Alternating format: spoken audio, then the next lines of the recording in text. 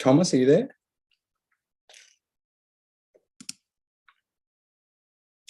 Mm.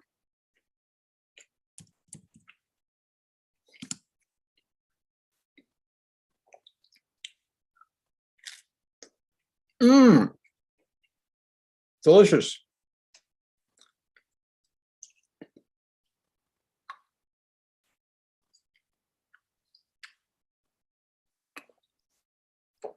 Can you hear me? Thomas? Can you hear me? Nothing?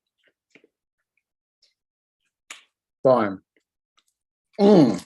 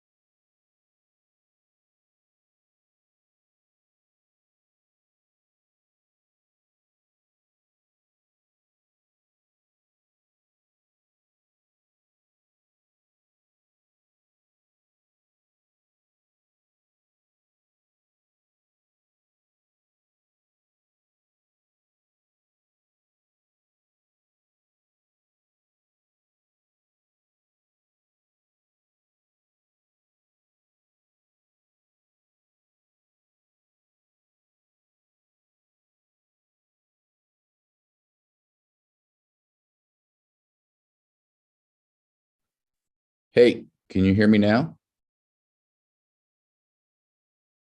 You are muted. Oh, there you are. You're still muted. I wanted to say holy fuck snacks. That was loud. Yeah, this is very loud. There we go. All right. Well, wonder why we can't show. Interestingly, let's.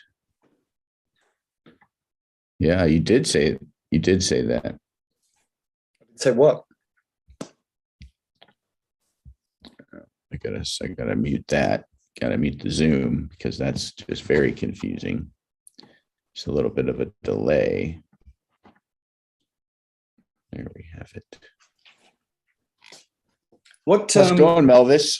What flight is this? What are we doing? Are we just putting up some satellite lights? Yeah, so we're doing what are we doing? We're doing Transporter 4 mission. There's 40 satellites on this bad boy. 40 satellites. Now, SpaceX's or somebody else's? A lot of other people's. So they're not we're not talking about Starlink. We're talking about a whole bunch of other folks, including one that should be sort of near and dear to your heart because it sounds a little bit like your company. They're doing a satellite called NMAP, ENMAP, which is, I think, the heaviest satellite on this flight, which is the reason that we're only getting 40 satellites instead of like 100 satellites, because they have put up 100 satellites in the past on one of these transporter missions. 143 is the most they've ever done on one of these, but this one only has around 40. Bunch of CubeSats, and they're going to do this interesting thing where they're going to let some of the satellites off, and then they're going to boost it up a little bit higher, and they're going to let the rest of the satellites off. So that's going to be pretty fun. And that's all taking place over the course of an hour-and-a-half mission. And is it Florida or Vandy? This is Florida. Well, this isn't Florida. Like, we're not in Florida, but the SpaceX thing is going to be in Florida. Okay, so this is not Florida. We are not in Florida. Yeah, no, it's a completely different place. It doesn't even feel like Florida, really. I don't know if you've ever spent any time in Florida, but California, vastly different weather than Florida. Okay, it's good to know. We can say gay here. What was that? We can say gay here. Is that how it's different? We can. They can say gay in Florida too. I mean, like. Okay. I wasn't sure that you could. So let's see. We got a couple people on YouTube watching us right now from Melbourne, Australia. It's 3 a.m. But it's 3 a.m. in Melbourne. So Loch Lon is off to bed and then going to rewatch it later. But they've been loving the reboot and the topics we've covered lately in the podcast. I'd find that. You know what I did yesterday? You know what I did yesterday, Melvis, that I'm going to post today? Well, So we stopped. My buddy Patrick, you know Patrick from where our children went to school, Patrick Graham. oh yeah. He has a 1984 Jeep CJ that he is in the process of electrifying using batteries from a Tesla. Is he doing it So I himself? went to- Or has he got somebody to do it for him? He's doing it himself. I went to his house yesterday and I saw his workshop and I saw his battery modules, and he bought a battery enclosure from a Model S or X. Mhm. Not sure which one. And he's going to chop that up into pieces and use that to like hold the batteries in place. But it's pretty cool. I'm going to post that video to Patreon today, and then probably to this YouTube channel in a day or two. Give the Patreons a little head start on watching it. And I'm going to hopefully go back and follow his progress as he moves forward in this project a little bit. So it'll be interesting. I have like a 20-minute video that I shot with him yesterday. That's excellent. Should be pretty cool. We'll see. We shall see. So we have for this mission today, we're going to have the fairing jettison about 3 minutes in, and then we're going to have a landing burn about 10 minutes in. So these are kind of the big things. Everybody likes the landing. And then the first stage would be about 10 and a half minutes into the mission. The mission only has a 30% chance of happening at the moment because of weather. So we'll see. But we haven't been scrubbed yet. And we're 19 minutes from SpaceX going live on their channel. So that's pretty cool. Have you ever have you ever done the Zoom live stream thing before? Yeah, we did all our COVID stuff in the early days, straight from Zoom to YouTube. Worked perfectly, flawlessly. Nice. That's what we're doing right now. So there you go. So I'm going to have to Yes, I- jump off. Actually, I forgot I have a 9 o'clock meeting. yeah, I was kind of surprised when you said you were going to be able to join us. To be Yeah, well, it turned out to be a lie. Yeah, and you're probably not going to jump back on either, I imagine. So I guess that's it for Loch Lon. They get they got to see you, but no one else will. Can I tell the people that I went to Golf Tech yesterday? It's very exciting. You can tell any of the people whatever you want to do. Yeah. But that doesn't matter because you're not playing golf today. So whatever. I know. You got to practice, Tom. I don't know if you played with me recently. Somebody needs to practice. This guy. Yeah, that guy. What has 2 thumbs and needs to practice? That Yes. guy. All right. Well, you Yeah. enjoy your meeting and you enjoy your trip to wherever you're going today. And if you want to come back on, we'll be here. I'll jump on if Oh, you gotta make me the host actually before you leave, because otherwise you're gonna end this meeting. That would be bad. What? I made you the host because I didn't think I could get this thing to work properly, but I managed to How get do it I to make work. you the host? Click on those 3 little buttons next to your picture in the Zoom meeting.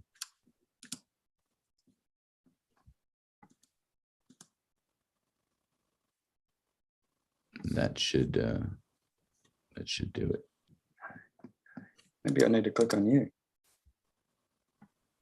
Make host. Boom. Change hosty. Thanks, You're the buddy. hostess with the mostest. Hi, everybody. Appreciate that. Thanks for Very joining, important Mel. man. I think I'm a very important man, so I better get going. You're very important to a lot of people and to To yourself. myself. So Yeah. yeah. All right. Well, Have fun. We'll see you on the other side. on the flip side, after it Mhm. explodes. Maybe I can get Joel in here. We'll see.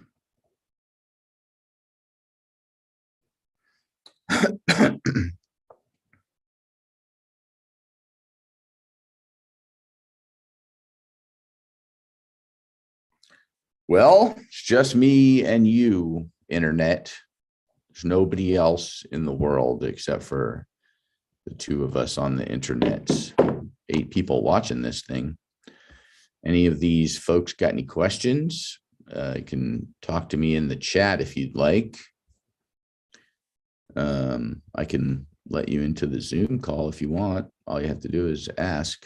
I can put the Zoom in the chat, or you can go to our Patreon page and join and find the Zoom link that way, huh? Who wants to be a Patreon? There is a delay. I think you're right.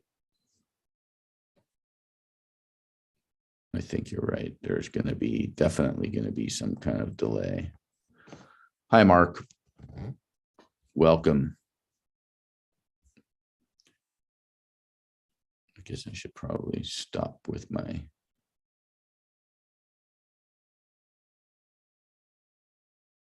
screen sharing. What's going on there? I don't even, oh, I see what's happening. I was on that. What do you think the chances of this mission going off are, Mark? I'm going to give it more than the 30% they're giving it, although I don't know anything about the weather in Florida right now. I'm excited about the double boosting of this mission, but I don't know if we're going to be around for the entire hour to see the second boost. I don't know if SpaceX is gonna stay on for the entire hour and a half that the mission is supposed to last. There's a whole launch timeline on Spaceflight Now, which I think is probably one of the better websites to kind of garner information about all the flights that are happening, and this one has quite a bit of information. So the biggest thing for most of us, I guess, or at least for me personally, is going to be the first stage landing, which is going to happen about 10 minutes after launch. And hopefully launch is going to go on time, which it's currently scheduled for 9:24. So that's about 24 minutes from now. So hopefully SpaceX will go live in 14 minutes and tell us everything's looking good. And then we'll see a landing on the Just Read the Instructions drone ship.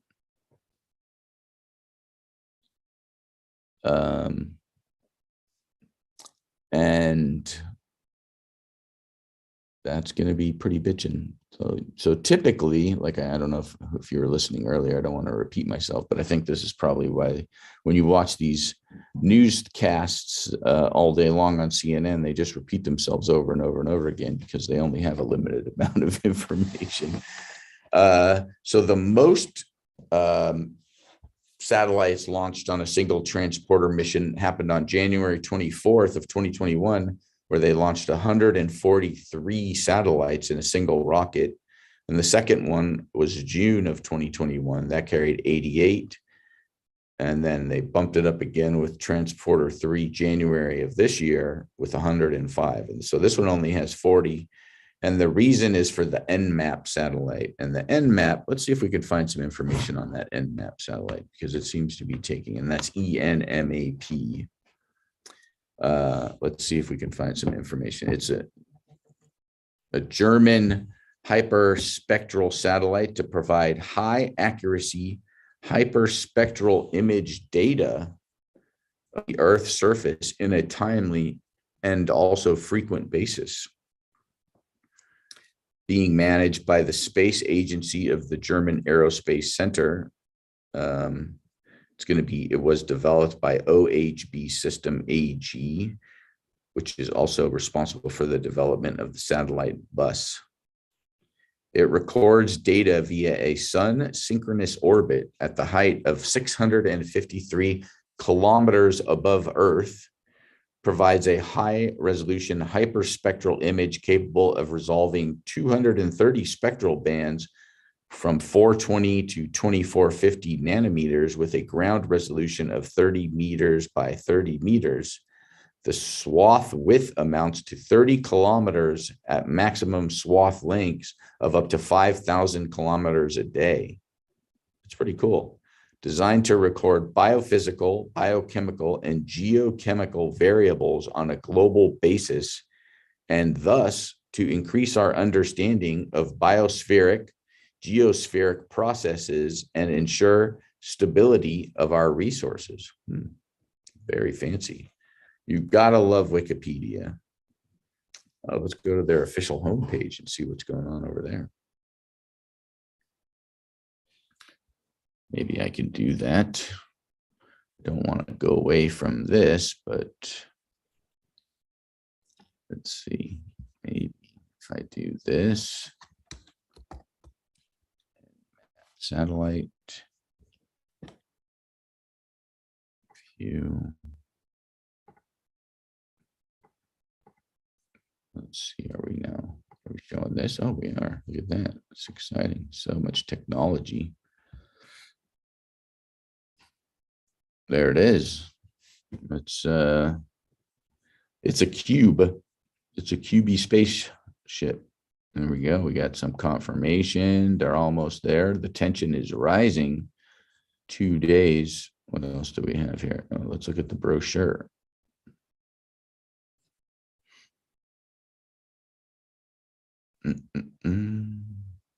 Let's not look at the brochure. Maybe there's a flyer. They have their own live stream page going on there. Oh, let's look at science and application, water availability and quality, natural resources, hazard and risk assessment, biodiversity and ecosystem services. Let's look at climate change impacts. What are the consequences of climate change on the state, composition, and seasonal cycles of terrestrial and aquatic ecosystems? For example, boreal forests and coral reefs. What measures can effectively reduce the projected climate change, and how can their implementation be monitored? Example, reducing emissions from deforestation and forest degradation, carbon sequestration in forests and wetlands. I wonder who their customers are, if they're just pure science, they're just doing it to do it. Let's see what kind of data and tools they've got listed here. Large number of hypospectral aerial flight campaigns were carried out to support this. And map test data products are provided to the user community as examples of data product formats that will be available during routine mission operations. Very cool. Very cool. Let's see what else we got going over here. We got a bunch of educational events you can check out, workshops and such. Let's see what the entire mission says right here. So it's going to be operational until 2027. So a few years. That's pretty cool. Very interesting stuff. See what's going on here. Nothing over there at SpaceX yet. Well, we've got 2 people watching now. It's just you and me, Mark. Unless it's not even you anymore, Mark, but maybe it is. Maybe people just didn't think I was that interesting, which is not surprising, to be completely honest with you. But we'll keep going and talk about some other things. What else is on this mission? Let's take a look. Dun, dun, dun, dun. This one will be landing on a rocket drone ship, which I think is pretty cool. And the reason for that is because it has such a heavy payload and it's doing a second boost. They weren't going to have time to make it back to the Space Coast, so they sent the old read the instructions drone ship out there. What do we got going here? 404 miles for target orbit. No, I'm not going to stop the meeting, Mark. It's all good, but I appreciate that. We're just going to be yammering on and on and on. And hopefully SpaceX is going to do this thing, because it's not going to be very exciting for people to watch this later, especially if there's no launch and landing. Let's go over some mission stats. Who doesn't love some mission stats? 146th launch of a Falcon 9 rocket since 2010. 154th launch of a Falcon rocket family since 2006. 2006. That's pretty impressive. And we were the other day, we recorded on Wednesday, and I'm just almost done editing that show for the podcast. And in 2006 was when Elon released the first of the master plans. And at the beginning of that master plan, he talked about SpaceX being sort of his main focus and Tesla being sort of what he did on the side. And I think that's pretty interesting. And we have a nice little conversation about that. And that podcast is going to get released on Monday. So be on the lookout for that for sure. And then this is also the 7th launch of this particular Falcon 9 booster, the 128th time we've taken off from Florida. So only a few rockets have launched from Vandenberg. This is the 83rd time they've used pad 40 for a Falcon 9 and the 138th overall launch from pad 40. And so this is the 89th flight of a reused Falcon 9 booster. So that's pretty exciting. I mean, they're getting close to 100 reuse missions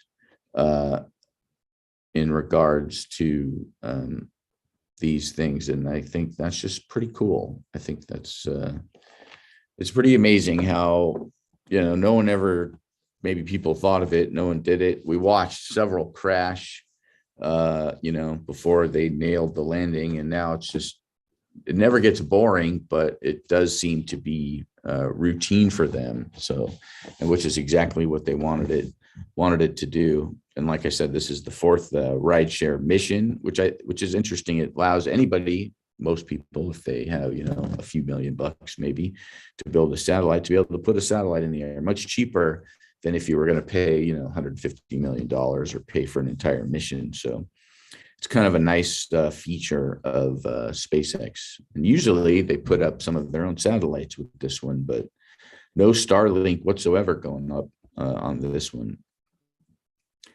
It's the 12th launch of a Falcon 9 in 2022, and also the 12th launch by SpaceX in 2022. So only Falcon 9 so far this year, and then this will be the 13th orbital launch based out of Cape Canaveral in 2022. So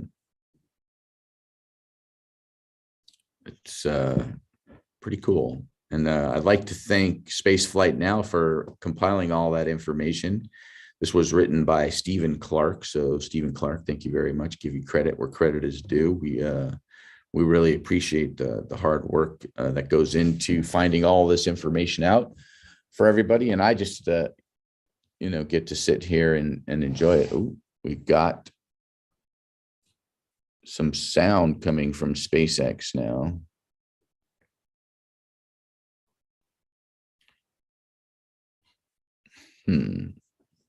You've got audio. Now, what I do wonder is,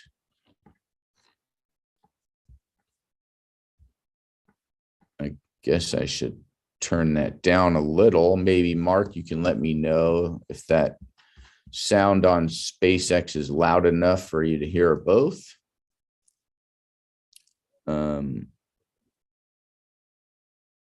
Can't hear the tunes. All right, let's see.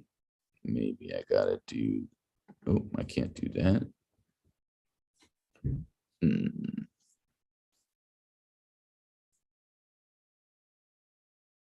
think I may have had it muted, so maybe it's going to start now. Like I said, we're on a little bit of a delay.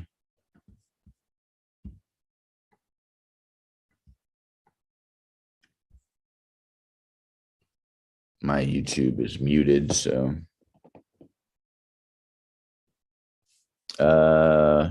shouldn't. That's the whole point, is hopefully, are you watching via Zoom? Yeah, it's possible then.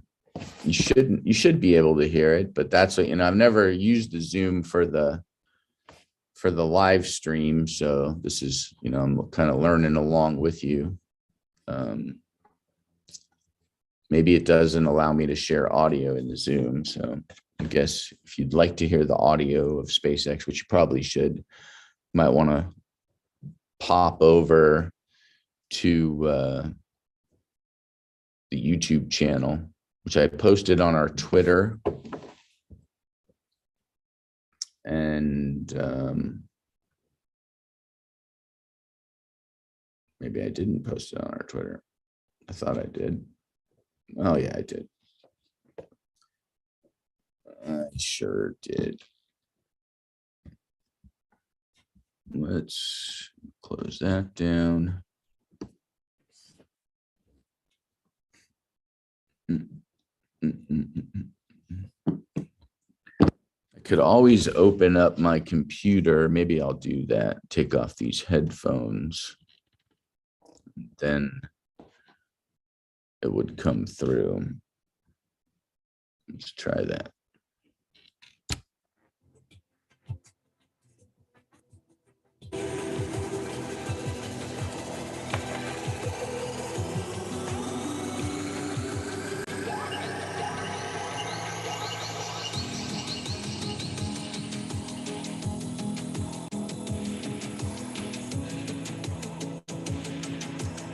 Can y'all still hear me?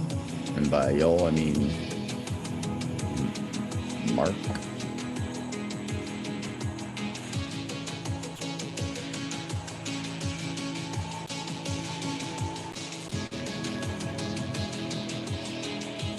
This is exciting. I really hope this goes down.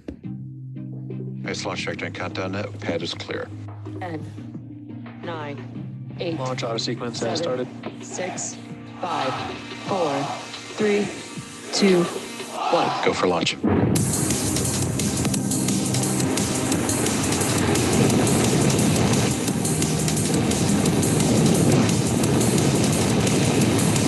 Vehicle is supersonic. Stage separation confirmed. Dragon separation confirmed. Thanks, Mark.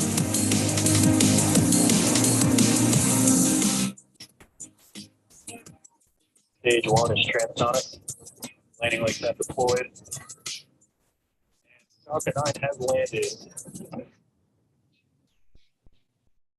You're looking at a live view of the Falcon 9 set to lift off at 12:24 p.m. Eastern Time from Space Launch Complex 40 at Cape Canaveral Space Force Station in Florida. My name is Yomezo, and I'm joining you from the opposite coast here at SpaceX's headquarters in Hawthorne, California. Today, we're launching SpaceX's Transporter 4 mission, our fourth dedicated smallsat rideshare program launch and 12th launch of 2022. On this flight are 40 spacecraft, including CubeSats, microsats, picosats, non-deploying hosted payloads, and an orbital transfer vehicle carrying spacecraft to be deployed at a later time. There will be a total of 20 deployments today, which will begin around the T+15-minute mark and last for approximately 73 minutes. Due to the lack of ground station coverage at times, we expect only a handful of our deployments will be visible today. However, we do expect to have telemetry and hear audio confirmation over the nets when in range of ground stations. To see a full list of today's deployments, head over to Starlink or SpaceX.com. And with liftoff in about T-7.5 minutes from now, let's take a moment to learn about the Falcon 9 rocket on your screen.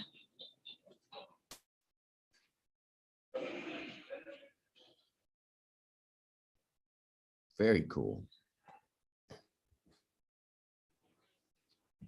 And to give you a sense of scale, the rocket supporting today's launch stands about 20 meters taller than the Arc de Triomphe in Paris, France.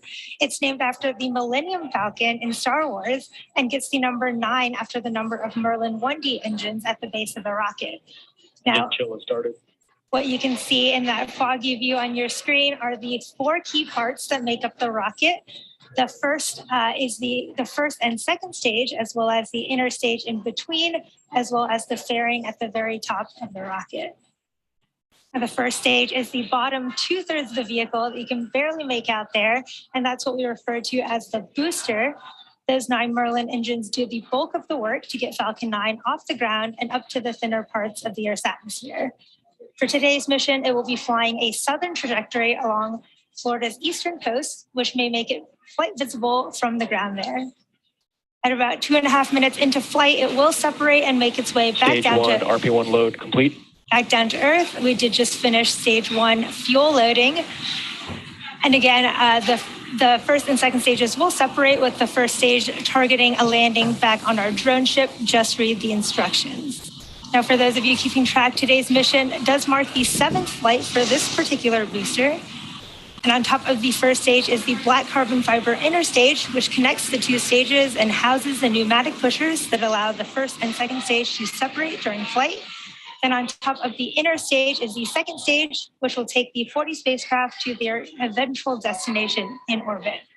You may want to watch the velocity gauge that'll show up on the bottom left of your screen to see how fast we're going when stage 1 separates, and then how fast when we shut down stage 2.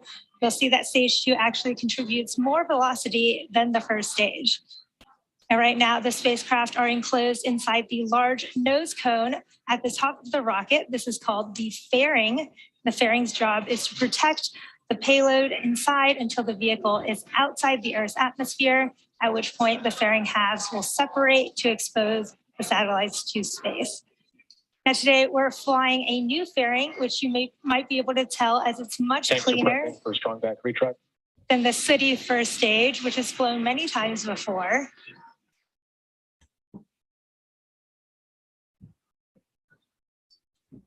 We are currently just about T-minus 4.5 minutes from liftoff. The vehicle is healthy and we're currently working, no issues. You Yeah, may I have agree, heard Mark. that I'm we excited finished for the stage Axiom 1 launch as and well. stage 2 RP1 loading. Wish they hadn't And pushed stage it. 1 liquid oxygen loading will finish a little over a minute from now at T-minus 3 strong back minutes. retract has started. Hard to call out that the strong back has begun Beautiful day, it retraction looks of the like. I love transporter it. These erector. sort of overcast, cloudy You can days. see those clamp arms situations. below the fairing opening there to allow the transporter erector strong back to pull slightly away from the Falcon 9. 4 Now, again, minutes the away, we may transporter get this erector is launch. the structure that Like provides weather's liquids, cooperating. gases, electrical connections to the second stage, as well as air conditioning to the payload fairing. You might be able to hear the pops and hissing sounds, and that is from propellant loading, as well as the launch mount and strong back that the propellant is going through. You can see that strong back slowly reclining there from the Falcon 9. As a reminder, you're watching the webcast for Transporter 4, which is our 4th dedicated rideshare mission to date. The payloads continue to look healthy. The Falcon 9 team is tracking no issues on the rocket. We should be finishing stage 1 liquid oxygen. Stage 1 launch load complete. There it is. We just finished stage 1 liquid Just in oxygen time. loading. And in about a minute here, the stage 2 liquid oxygen should wrap up as well. Be fun to be the guy setting the cameras up and setting up these shots. They're cool. They do We a do good load job. liquid oxygen Good job, in as SpaceX late as team. possible, so we can keep it as cold as possible, so we can load more of it into the booster.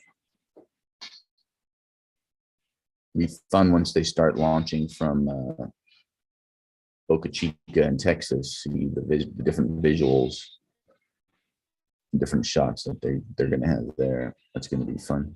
Plus, obviously, Starship. Come on. You might be able to hear that it is a busy morning here on the factory floor here in Hawthorne, California. The Hawthorne. That place is cool. We got About 10 the opportunity seconds to go in from there a the couple of end times. Stage 2 liquid You oxygen. see the see the launch room and control center, and get a tour of the factory. They have some amazing 3D printing. Saw a fairing up close, so pretty cool. Not an easy thing to get a tour for, but if you can. Finishing up liquid oxygen loading. I don't know the details, but we can look coming into it from and see the booster what kind of are information we venting can from the find. I transporter know erector that, liquid oxygen line you there on know, your right. just That's totally local normal and environmental expected. sort of things keep happening. In about and 30 keeping seconds here popping at up. T-minus People 1 are minute. generally not very happy At with T-minus 1 minute. a lot of Falcon 9 that will stuff begin that's going startup. on there, The but first and we'll second look stages into will it. begin pressurizing for launch, and the internal flight computers will have taken control of the countdown.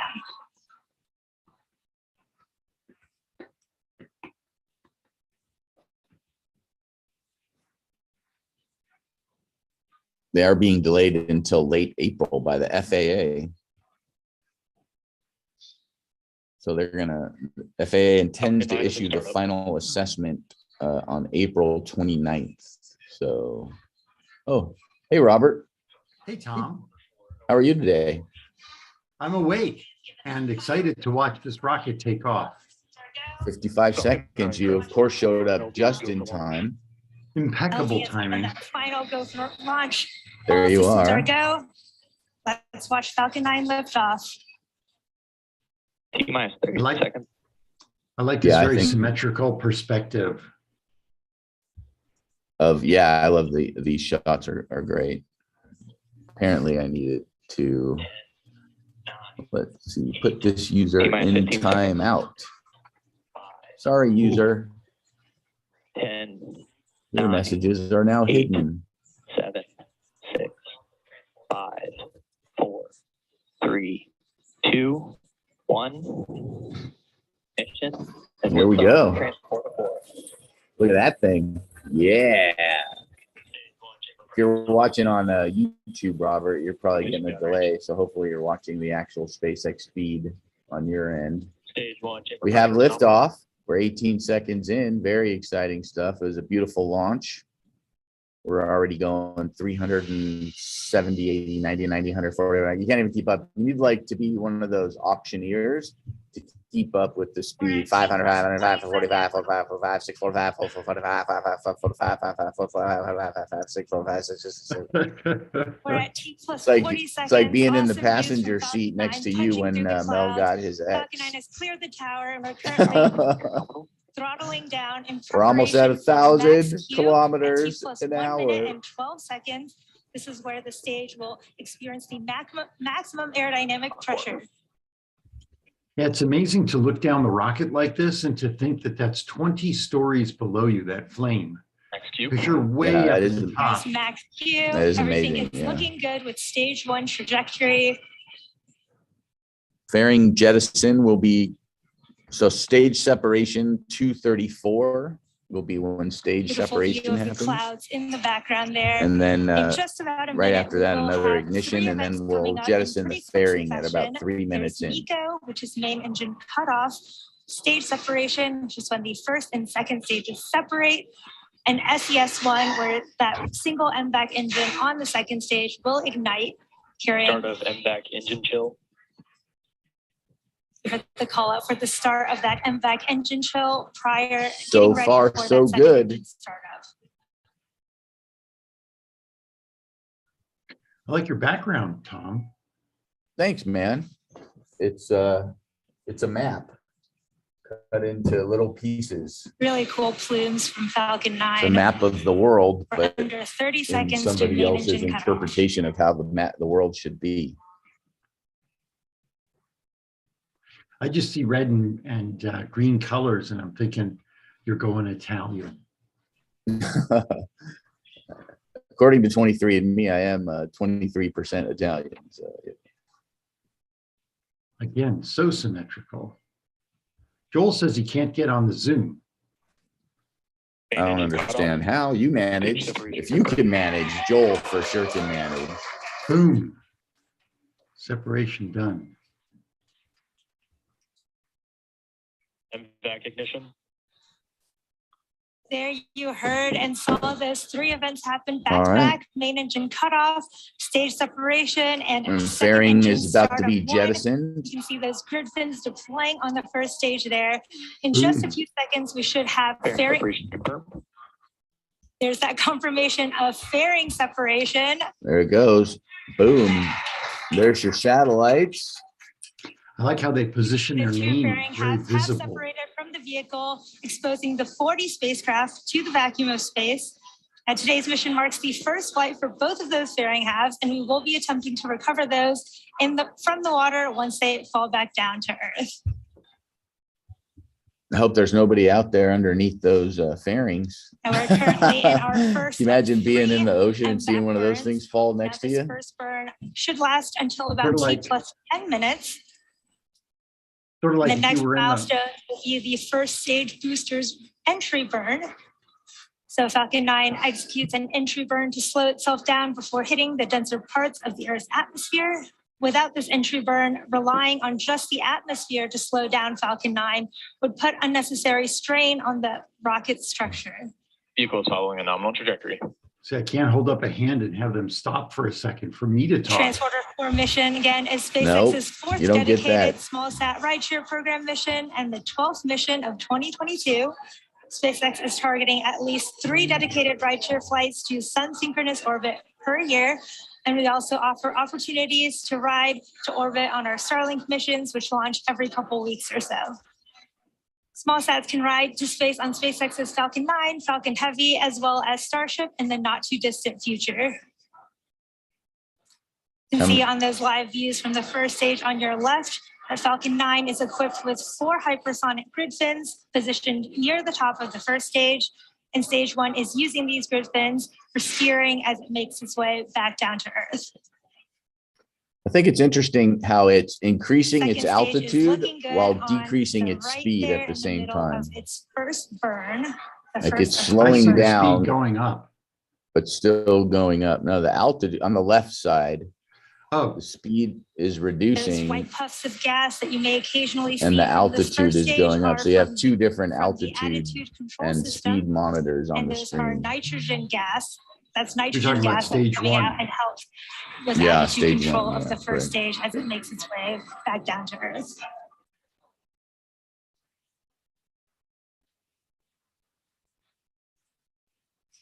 I think there's a problem with that. That doesn't make We're any about sense. 3 minutes from the Yeah, it didn't start make of our sense to me stage 1 either, entry but burn. I think Again, there's this is a, I can a only 3 go engine by the burn, telemetry and there I'm are 3 given. engines Now it's in a starting row to go on the down. first stage, which will barely. light up to slow the vehicle down as it enters the upper parts of the Earth's atmosphere. But I mean, I guess if depending on what angle it's at, it could be, you know, still gaining altitude while slowing down at the same Continues to time. follow a nominal trajectory. I'm not going to argue with their numbers, Robert. If you'd like Well, to I call think- SpaceX, Well, there's If another you're just joining group, us, we I did think it have might a be the successful liftoff of the NASA Transporter Space 4 Flight mission, Now, which is who follow SpaceX's fourth these dedicated and small watch. sat rideshare mission and 12th mission of 2022.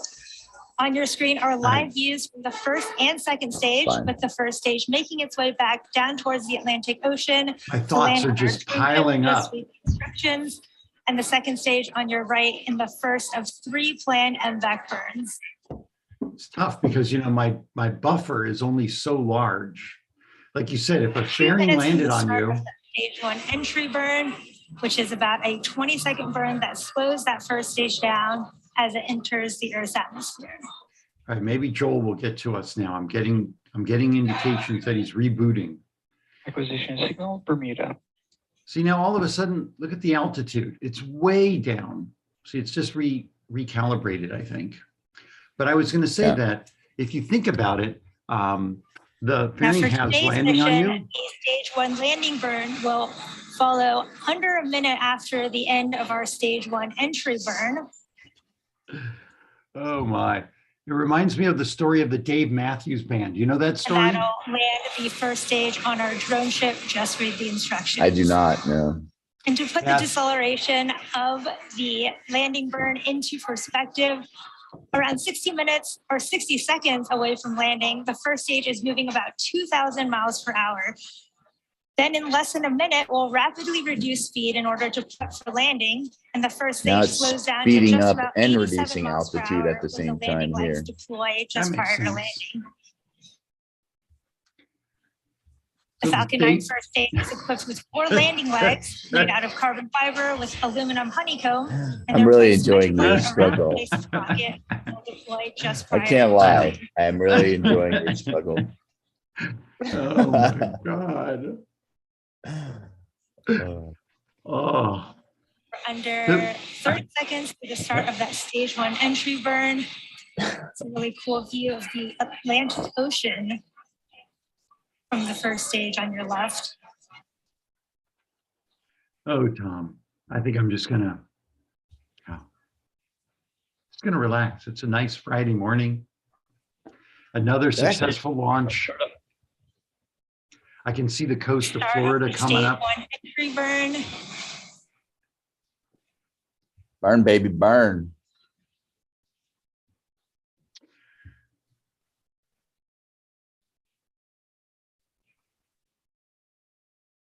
Pretty cool, man. Two It camera is. shots, two different things happening. Drone ship about to come into view. I'm assuming here. I'm wondering all the Hoping- elemental changes they've made It had in a how they successful stage one image all entry these burn. missions. Yeah. As I mentioned earlier, we will be attempting to recover this booster for the 7th time today on our drone ship. Just read the instructions. And It's like we lost camera. the first stage has just one more burn left, and that's the landing burn. We lost the Starting landing in camera. just That's a few bummer. seconds. And at the same time, the second engine, MVAC, will actually shut off at the same time as the start of that landing burn.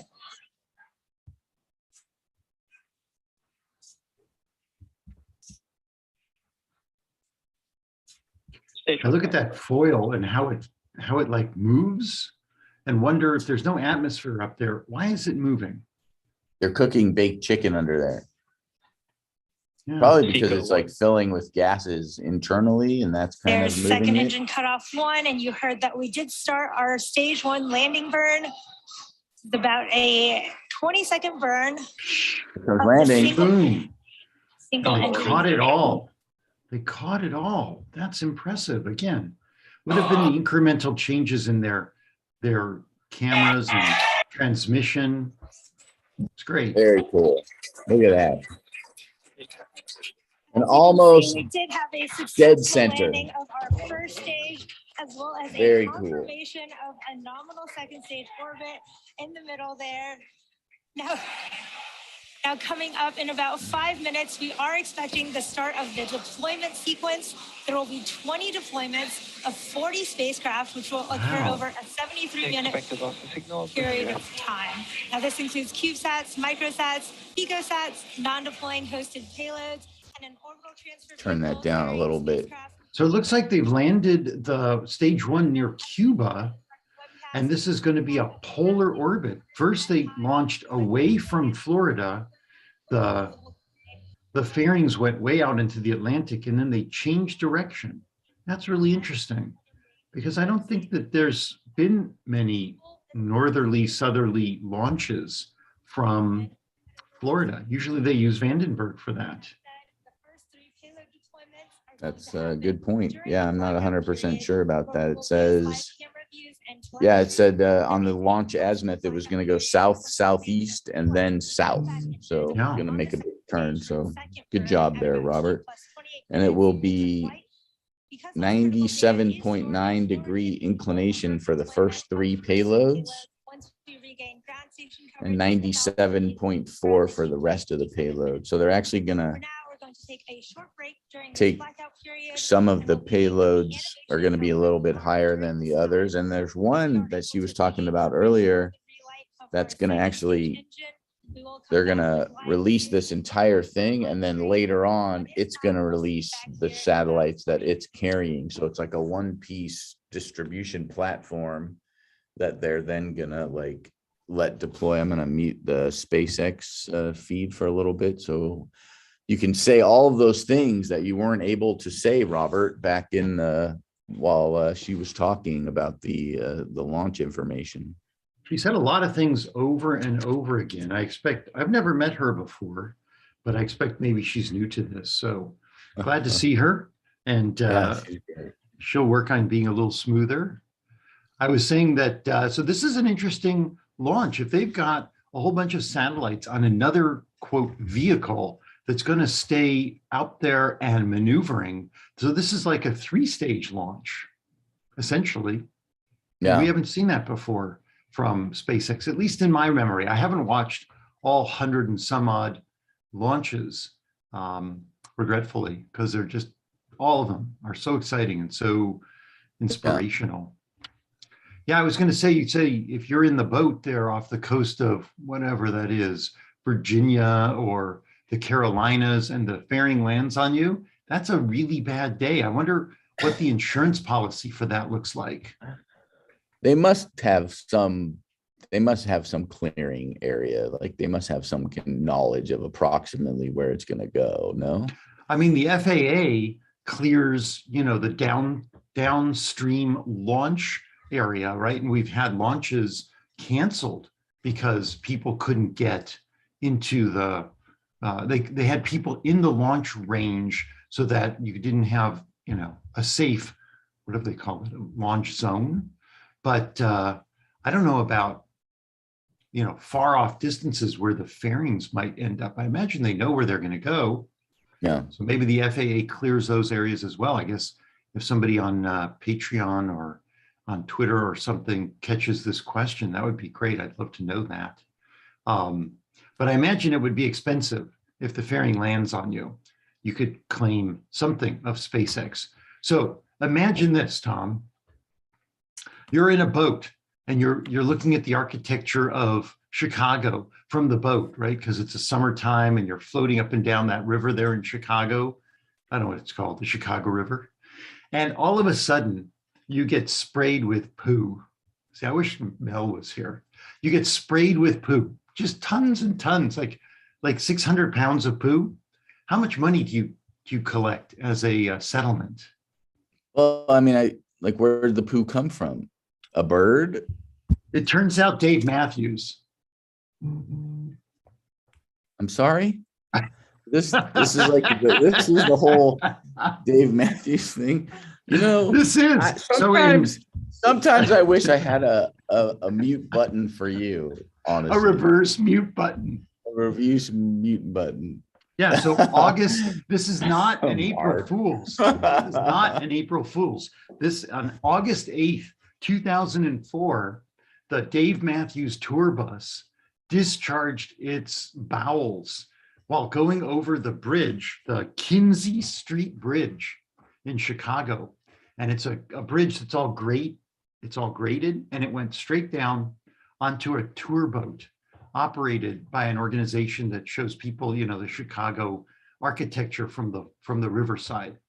And all these people got doused, and Dave had to pay about $300,000 in claims for that. That story was so unnecessary. I'm not gonna lie. And you put it on a thing that makes it so hard for me to edit out. It's just really quite amazing how you've done this. I've been both on that bridge, and the reason that bridge is graded is because it's a drawbridge. It comes up, it can come up and down, right? And then the architectural boat tour is by far the one tourist thing you should never miss when you go to Chicago. Like if you go to on Chicago, August 8th. you should never miss the boat tour, and you should go every time because it's always amazing, but you have to get reservations because it does quite often sell out. Yeah.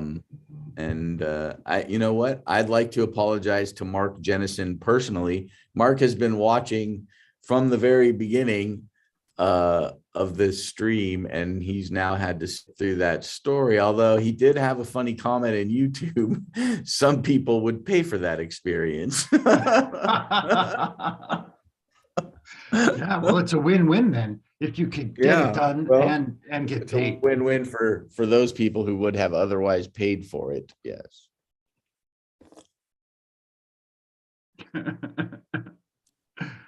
Oh my goodness. Yeah. So we it looks like we already had a separation of Nmap. We probably missed that one, and we had the separation of the Leo 1 as well, and we're coming up. Oh, we just had the Gnomes 3 separation as well, and we're about 11 minutes away or so from the restart of the second engine, which is going to restart. Can you guess how long they're going to restart the second engine for? How long that burn is going to be for? Usually these restarts are not very long, and I'm looking at the trajectory, which doesn't change. So I'll say 12 seconds. 2 seconds, Robert. Two. All right. Pretty short. Two little seconds. They're going 27,000 kilometers per hour. I wonder how much faster it will be for in those 2 seconds.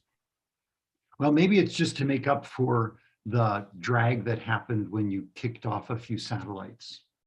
Maybe, yeah. And then And then about a half an hour later, 40 minutes later, they're going to restart it again, this time for 1 second. Well, they are going kind of slow, right? 20, I just did a little math. I know we're not supposed to do math, but they're going only 16,461 miles per hour. It's more like 17,000, so about 600 short. It's more like 17,000 to be able to stay afloat with centripetal force without sort of degrading your orbit. So maybe that's what they're going to achieve. Oh, this is interesting. So Mark is in Chicago. He's messaging us on the YouTube channel, and he says he's been on that architectural boat tour a couple of times. And he says the coolest part is how they basically raised the whole city at some point. Every building got jacked up to accommodate modern sewers. Pretty yeah, that's sort of like pretty what you can when you go to Seattle and you do the the Seattle Underground tour. And it's the same thing. Seattle, all the buildings, they basically raised the street, which was all muddy and kind of a mess. And they raised the street 1 floor and built it up with wood and everything. And you can walk under the streets in places, which you do on this tour. Huh. And the first floor of all of these buildings, which was, a more, I wouldn't say it was grand back in those days. It was just sort of a lumber town. But the first floors were definitely larger and they look different. And you can go down into the first floors. And it's kind of eerie that they're all dark. The windows are dark because they look out on either dirt or nothing, blackness. And everything has been moved up. It just kind of, it changes your perspective and my consideration of what is real. What is real? I think I would live in one of those units if the price was right. Little underground dwelling. Put some of those those lights, not the lights, but the solar tubes. Have you ever seen those on houses where it's like a little skylight that you can put on your roof and it'll just bring solar, like the sunlight, into the space? Those are You're cool. saying you're like a mole.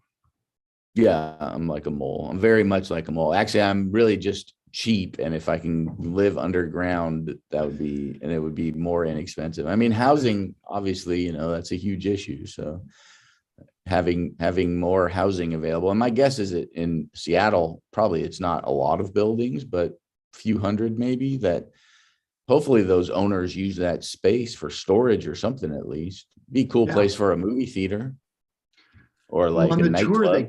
On the tour, there was like a place where you could have drinks and they sold a lot of kitschy, like souvenir stuff. I went to Seattle and all I got was shoved underground, that type of stuff. Yeah, right. Yeah, something like that. True that. All right, 22 minutes. We're 6 minutes away. We still are not back with any visuals from SpaceX.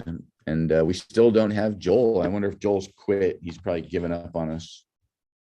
Sad face. Sad face. There was something else I was going to say while we were all trying to talk and such. I don't know.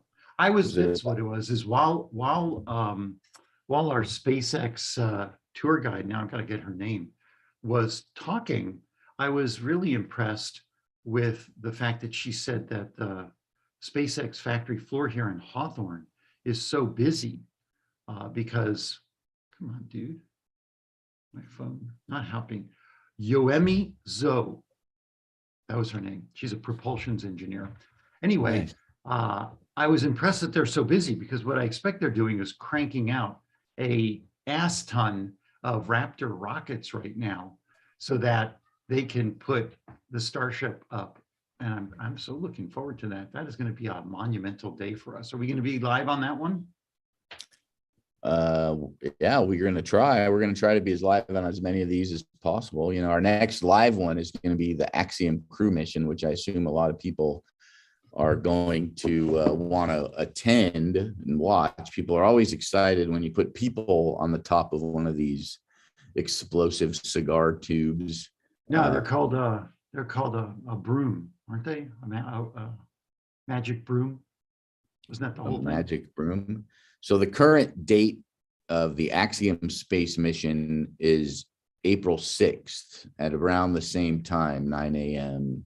Pacific Daylight Time. So we'll probably come on about 8:45 or so. Mel Herbert was on this this broadcast at the very beginning. Unbelievable. I know, right? Before you arrived, it was all me and Melvis. I was just sitting here Understood. quietly, and then Mel popped in. We had some technical difficulties hearing each other, I think, initially. He popped in. Where are you anyway? I've never seen this background. I have no idea where you are.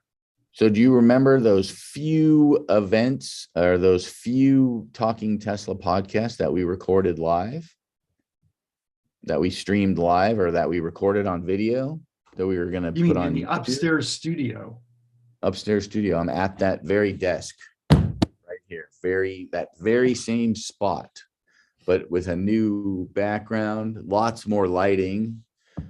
There's a green screen over there, which is probably why I look greener than I would like to look for the most part. I got my Talking Tesla podcast shirt on. That is an ancient shirt, my lord. It is. I've had this since the very beginning of the show, since you were only a fan. Wow, that is a weird. Yeah. Okay. And then somebody took these maps, and they made a collage piece of art, mostly to show the worldwide reach, and how, for me, it's sort of it's a message that even though we're not necessarily close together on a normal map, a lot of us, we are together proverbially. We are one species. We are one humanity that must try to work together as much as possible. So you have Wow. That from a bunch of scrappy maps. You have Kansas City right here, and right next to it, Rio de Janeiro, which is that's not normal. Rio de Janeiro is not near Kansas City. Really? And then up here, you have Paraguay, and then you have some Canada. So it really is just a lovely piece of art. I don't know who made it. I could guess, but if I'm wrong, I'll feel bad. So I'm not going to guess. But maybe for the next mission, I'll find out some information about the map, and we can sort of share that with the people. Yeah, I think somebody asked about England, and I said, yeah, Bakersfield and London, they're right next to each other. It's quite a juxtaposition. Not to diss the people in Bakersfield. I've been many times, still enjoy going, but still, it is.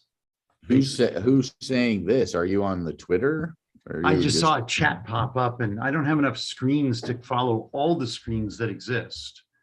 Where'd you see that chat pop up? Does it on reach YouTube? UK? Dave Dewson. Oh, I bet you there's, I see there's people on that's what's going on. I missed this out. I didn't realize that there were people trying to chat with us on the Zoom call. So Indeed. There we go. Does it reach the UK? Dave Dewson. Don't know.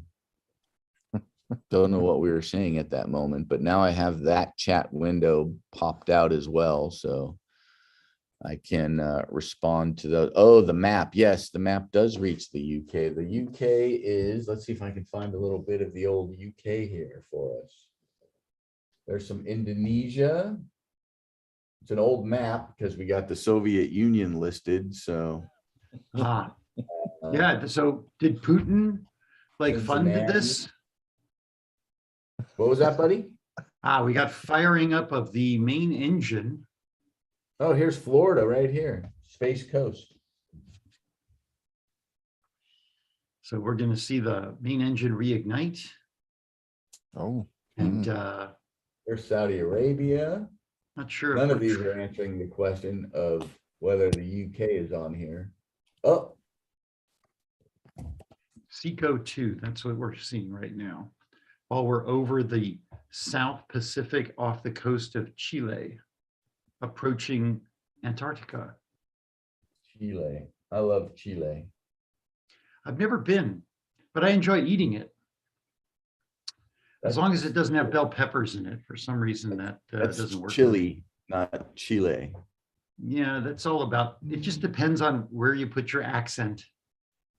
Well, it also depends on whether or not you're talking about a food item or a country.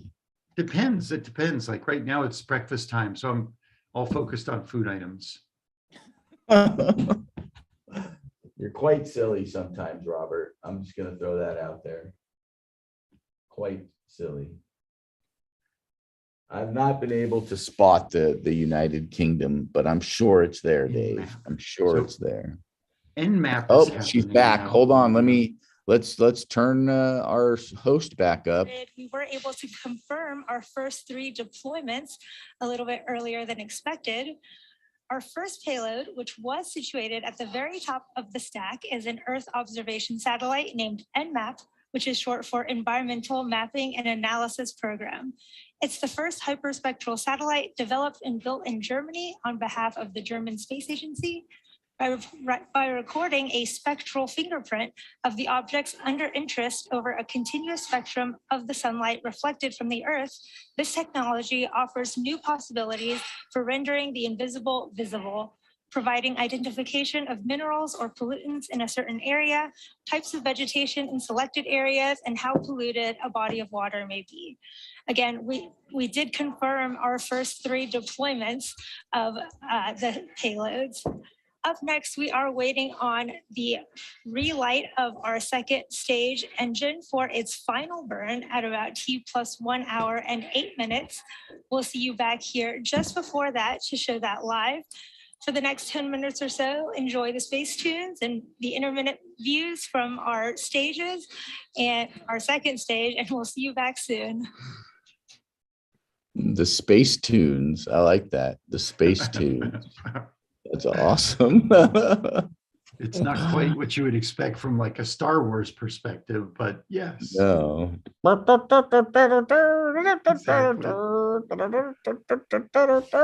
You know, we all That's have a whole our nother own. story. A whole nother story. Some guy at a piano or a girl, I don't actually know who wrote that song, had to think of something that would be on some foreign, planet with humanoids on it and come up with a song that becomes literally one of the most referred to like quips of song. Amazing. I wonder if it was John Williams. I don't know. He did do the score, but I don't know if he did all the music. And I just would love to know what that situation was like. Yeah, I was sitting at the piano and it was a drizzly day and I had a glass of Chardonnay and I was just kind of popping around on the keys, and then I just do and came up with it. That's a great story. Song by John Williams. All right. The Cantina Band. But did he write it or did one of his underlings write it? It's like, I don't know. I mean, how am I supposed to find out that information? Well, honestly, and since he's not here, I can say it. I ask a lot of questions, both on the podcast and just on our back and forth feeds, with the hopes that Joel will go and look it up. Joel, is Joel here? I don't see anybody here. Dave Dewson is here. Hi, Dave. Hi. How are you? Are you in the good. United Kingdom? Are you in the United Kingdom? Nice. Yep. What part of the United Kingdom? In sunny Worcestershire. Sunny Worcestershire. What are you a football supporter? Football? Not really, no. If you're in Worcester, it's rugby. Oh, rugby. Okay. Should be rugby, yeah, because we've got the Worcester Warriors just over the way. Okay. And I have a you friend. can always tell how well they're doing by the noise that you can hear from the crowds in the stadium. So it's a good day. You can hear a lot of noise. Are they part of the Premier Rugby League or just a local rugby league?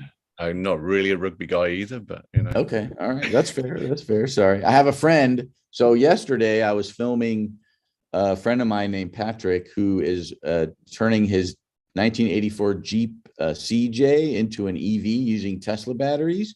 And he's a rugby referee. He's a big fan of rugby. So I was trying to tie those two things together here. Yeah. No, I live about half a mile from the stadium and I've never been. So. Okay. All right. But there you go. Each to their own, isn't it? Oh, yeah, exactly. You just caught me. I was just about to get up and go and get a beer because it's 6 p.m. here, which means it's beer o'clock. Well, don't let us stop you from doing that. No. Well, I'll be right back. It won't take long. Okay, we'll be here. We're not going. But I guess you're not going to join me because it's in the morning over there. So yeah, would you grab me one too? That'd be nice. I'll just go right back to sleep. Yeah. I mean, I could run downstairs and grab a bottle of something. I'm sure. I don't think we have any. I don't think we have any beer in the studio. But I hate to see a guy drink alone. Well, no, it's not. Yeah, it's Friday. It's the first one I've made because I've been trying to get onto one of these to see one of these feeds with you guys, and they've always been at crazy o'clock over here, like sort of. I know they keep shifting and changing, but they when they're like 1:30, 2 o'clock, 2 a.m. in the morning, I like to watch it, but I'm not that committed. So you're already pissed and you've had 5 beers, so yeah, it's not convenient.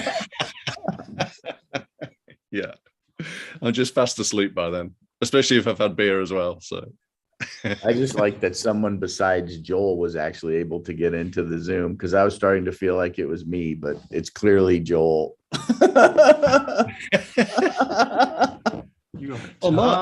Mark J's still about, isn't he? He's not put his video on or anything. I'm here. I don't know if you can hear me or not. I didn't know if you're allowed to talk or not. Yeah. We can hear you. Yeah, talk away. There's nothing going on. We're just casually streaming on YouTube like we're a bunch of young Twitchers, I guess. I don't know how this. Although we just have gone over. Go ahead. I was gonna say thanks for hosting. I got to jump off for a meeting I have now, but I enjoyed hanging out with you guys and talk to you guys soon. Yeah, thanks so much. I appreciate it. You have a good one. Enjoy your meeting.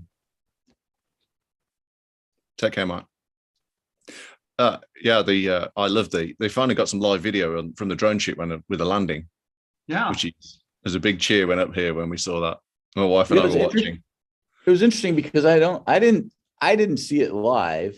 I don't think, and then I don't know if they were just doing a replay of it, but I do love the video. I love seeing it. It never gets boring to see that happen. It makes my gives me goosebumps when I see it. It's just so incredible to watch. It's really something. But I mean, the drone shoot video normally breaks up when it's landing. So was it? Do you think it was? Do you not think it was live then? I thought it was. I'm back and forth between like the Zoom and the YouTube, and so I'm not 100% sure what's live and what is live. Yeah, so I thought they caught it. So it was pretty amazing when because it appeared with the legs and crazy. It's cool. Like I wonder if it's because they were further south. Yeah, it was a long way off, wasn't it? Yeah. To normal, it's like to do with the orbit path, I guess, isn't it? It's because this solar orbit is much higher, is it? I don't know. And they've gone backwards essentially. They've made a U-turn because they're heading in they went over the Pacific, quite a ways into the Pacific. Yeah. So now we're over Antarctica, which wow. Oh cool. Yeah. If I look at the map, I can see that. Yeah. I was like, is that Australia? It's not. Very cool. Yeah, isn't it? And we're quite away. I am going to grab that beer. All right, enjoy. Stay on. I'll be right back. We'll be here. We're not going anywhere. Yeah, I don't know what happened with Joel. I don't know. I the most tech savvy guy can't get on. That's very concerning.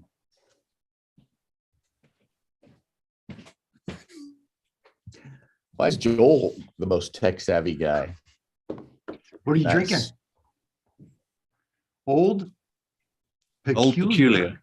Theakston's Old Peculiar. I've never seen that. Is that what kind of a beer is that? Is that a stout? It'll be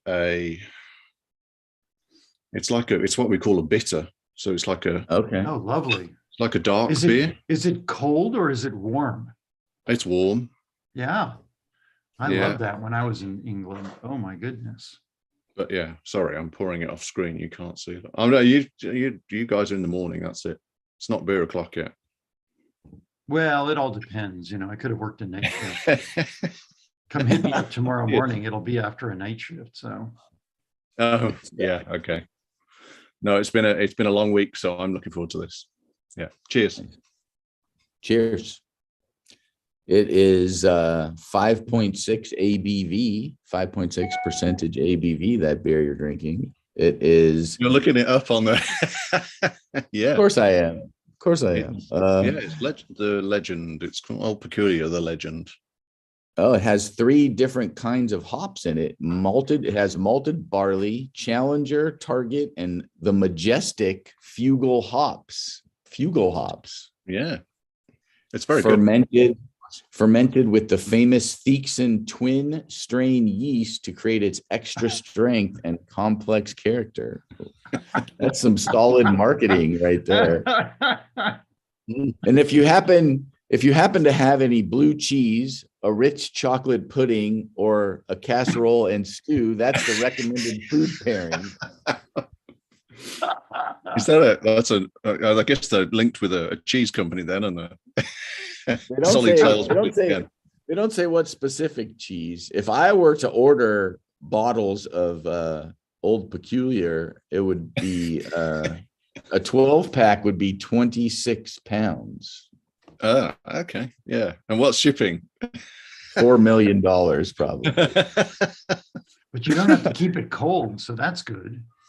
No, you can buy it in mini kegs, my friend. You should go get a mini keg and just have that just sitting on your desk. Oh, we tend to have like just selection of bottle, different stuff. So Nice. you just pick it up in the supermarket, and yeah. I see a projector behind you. Yeah. On your wall. Is that how you watch the telly? Well, I feel like for movies and stuff, we've got a bit of a home cinema setup. Nice. And, yeah, but and for Starship launches, definitely like a 6-foot screen and get the Starship launches on it, because it's and a subwoofer, just like you get the sound going, and then actually Everyday Astronaut has mega microphones all around the place, so his sound is amazing. It really comes through. That's cool. Yeah. Mm. Very, very cool. That beer looks good. It looks a little bit like a Guinness in its color, but it's clearly dark. not. Yeah, it's not quite that black, but I don't know whether you can see that through can you see that? There's a little bit of, yeah. It's a bit dark. Yeah. It looks beautiful. Nice. Yeah. We drink our beer cold here, though. What'd you say? My mouth is watering. Sorry. It's breakfast time. All good. All good. I love the sweatshirt too, by the way. Well, the Atari shirt. Yeah, I'm a bit of a retro computing guy. I love that stuff. It's from my youth. Showing my age. Do you have one that works? I have many that work. Yeah. That's cool. Too many, to be honest. I have a 2600 somewhere, but I don't think it works very well. Like an original 20. Yeah. Oh, it's all changed. All dropped off. They're all gone. Oh man. Yeah. I guess he's gone for his beer. He's lost his connection. It's suddenly just died, hasn't it? Yeah, I don't know. There was something funky with this setup because Joel couldn't get in. And I'm still looking at either Joel has, I don't know. I clicked the link in the mail and it went straight in. So yeah, me too. I don't know what's going on. There's a bunch of back and forth on the Talking Tesla iMessage.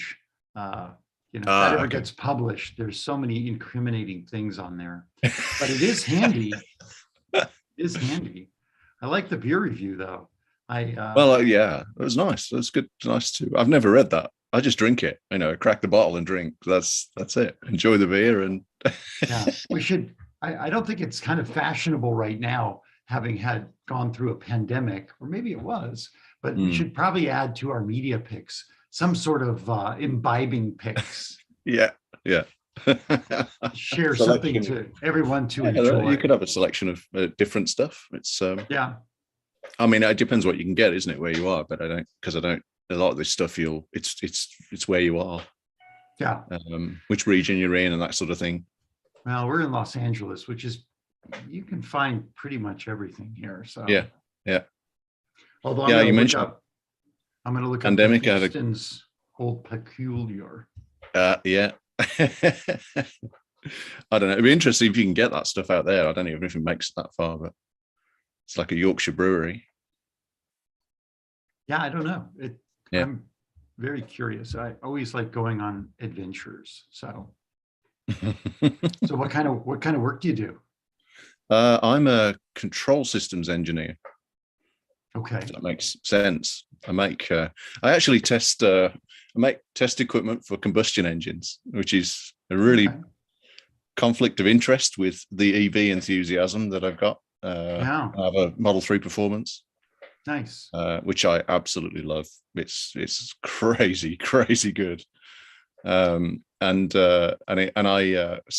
like a contract guy, and I turn up at these places to fix their engine test cells, and they take the mick out of me because I drive an electric car. Like I turn up in a milk float. They call it milk float and all sorts of things, but none of them want to race you at the traffic lights. So you're like, yeah, it's like, the foundation is very different and is as solid as they get. So don't mess with me. I had to call myself a petrol head before. Had an i3 for 2 years, and then switched to the Model 3, and just nice. As soon as it was available, really, we just got an order in, and love it. Absolutely love it. But my friend, my friend Mark Garnett is also a Patreon. He's sent you a few messages and things. Yeah. And he's not in a Tesla yet. I keep chipping away at him. He does want one, but he's not quite got there yet. He's been waiting for Y, which is now available in the UK.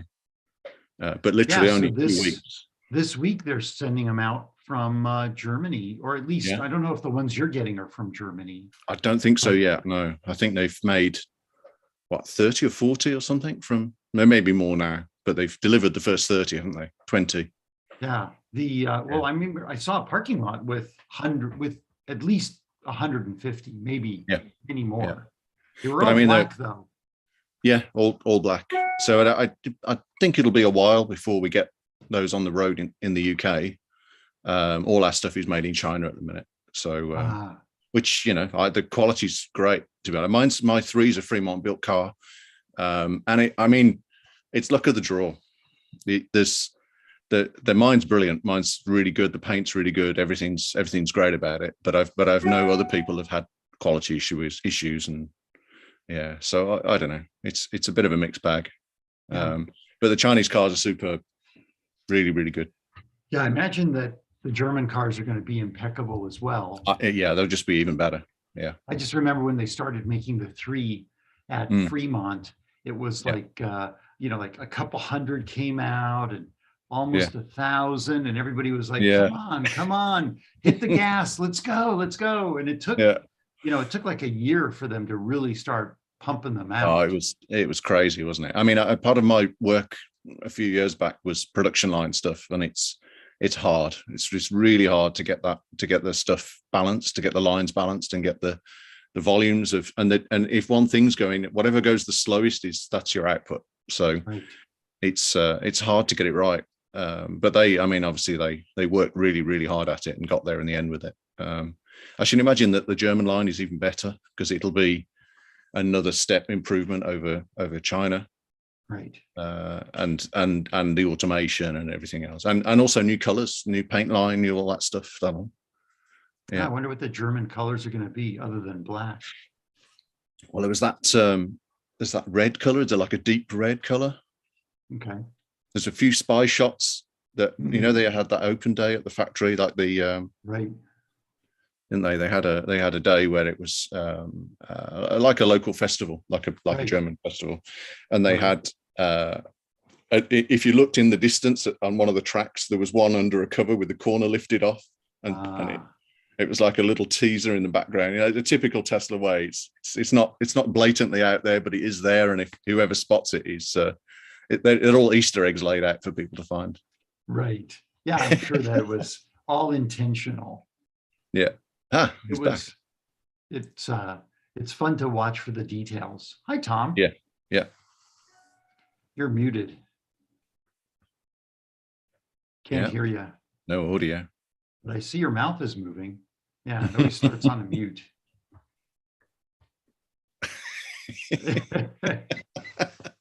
Now I see All why right. the map on the wall is green There we and red. It's because the lights. There we Yeah. go. Yeah, so some lighting here. Yes, and I don't think we're live streaming to YouTube anymore, but the Zoom is still working, and hopefully my computer will be up shortly. So, you guys want to It says see? here on my screen? It says, maybe because now I'm the host, it says we are live on YouTube. It does say live YouTube on here. Yeah. Oh. Yeah. Well, then we're on YouTube, but maybe the screen. I don't know. Maybe the screen sharing's still working, even though my computer took a big. You guys want to? You want to see? You want to see around the studio? Here, I'll flip the camera. Yeah. You're on a phone right now? Wow. Oh, goodness me. There's the big green screen area right there. Yeah. Oh, cool. Moved all the monkeys. Oh, there they are. That were originally put in to do like sound deadening, but I can't imagine they work for that. There's some big blankets up on the ceiling that are doing that now. Oh, look, my computer decided to wake up. So embarrassing. Yeah, it's just shows how little we have invested in AV equipment. That your but that's computer huge battery step. dies. This is really more invested for medical education, so it's not quite for the podcast.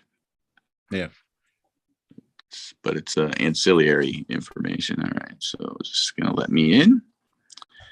Okay, it's not. it's not doing it.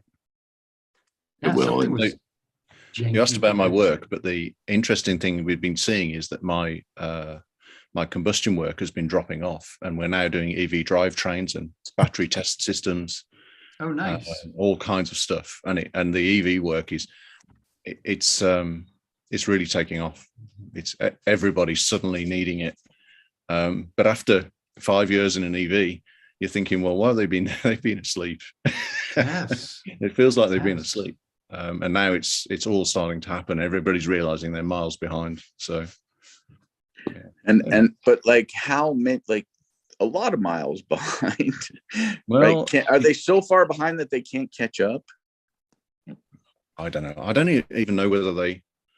I mean, when you follow what Tesla are doing, it's there's nobody with a twin processor inference engine computer in their car that has what Tesla does. Just there's nobody doing it. Nobody's got their own silicon in the car. It's all from other people and other manufacturers. So It's all cut and paste. yeah, I don't know how they're gonna get to that, because it's like an Apple thing, isn't it? They're doing their own silicon in all sorts of stuff, and it's a big advantage that you just don't get overnight. It's going to take years and years to get that stuff. So I don't know. And then the inside of the plaid motor, I was watching the Sandy Munro teardown of the plaid motor. Right. And actually, I've got one here. I've got a laminate here, which I was sad and ordered. Ah, nice. And it's this is in motor terms, this is amazing technology. It's transformed the torque curve of the motor completely. From what we've been building for the last sort of 40, 50 years, it's totally transformed the torque curve of motors. So yeah, it's amazing stuff. And that piece stacks with hundreds of them, or maybe, I don't know, 1,000. Yeah. But what does it do? Is it actually a separator between magnetic elements? It's what they form the field around the machine. So it's forming the field of the machine. Is it metal or is it composite? Yeah, it's steel. Oh, it is. It's steel, and then it has magnets in the corners here. Ah, And then there's an outer piece, and they've disconnected disconnecting, because normally these are in circles, solid circles with magnets embedded in them, and it's very it's a radical redesign what a machine is, and it's it's like a. I'd love to get a hold of one and test one, because we've got all sorts of equipment we can test these things with, and I bet the curve is crazy. Wow. Wow. Oh, we got there. Looks like we're emerging from the other side of Antarctica. In the time we discussed a little bit about beer and electric vehicles and your career, we've done what it wasn't, who was it? It was Shackleton wanted to do, and yeah. What a world! I'm back. What a world! Sorry about that. Actually, Mel's name popped up briefly. Yeah, that's because I use his account. Oh, okay. Yeah. The company account. So yeah, I'm gonna see if I can take this live, see where we're at. We're at 54 minutes, it looks like. All right. Sorry about that, everybody. Little technical snafu. Thanks to Dave and Robert for holding the flag. That if it wasn't for that, I don't know, Dave, it would have probably just been you talking about. Well, this is our guest host. We would have had to have made you a new host. We would have had a fifth member of the team. Yeah. Did you know? Go ahead. Have they got any coverage of? I know that they were going to be down with comms for a lot of the satellite releases, but are they? I wonder if you're going to get any video of the satellites deploying out the side. Yeah, I thought she said that they were going to have some video. We're still about 15, 20 minutes away. If I'm live, if my timing is correct, from the next two satellite separations. And then there's at 1 hour, 15 minutes, a 12 storm satellite separation. Oh, look at that. Hey, there he is. Hey, kids. Mel Herbert. Mel. Oh, this is Dave. Mel. Dave. Hey, Mel. Dave. Hi, Mel. I'm Robert, by the way. Nice to meet you. You're Mel Herbert. That's Robert. I'm a very important man in my own head. So we had a landing. Oh, we did. So I missed the whole thing because I was in a meeting. So we took off. The 30% window worked, and we landed. Yep. Took off on time, landed on time. Dave is in the UK and enjoying a lovely beer this time of day on Friday. Delicious. It is. It's good. Are you in London or where are you? I'm in Worcestershire. Ah, it's kind of Midlands in the middle. Yeah, I'm Birmingham. such an Anglophile. I freaking love England and especially London, but okay, love it all. Pommy bastards, I love them. There's beer there, more than just the sauce.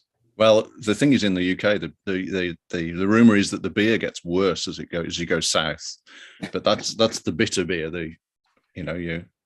If you want good beer, you have to head north. You have to go to Yorkshire or further north. Yorkshire's great, yeah. Mm.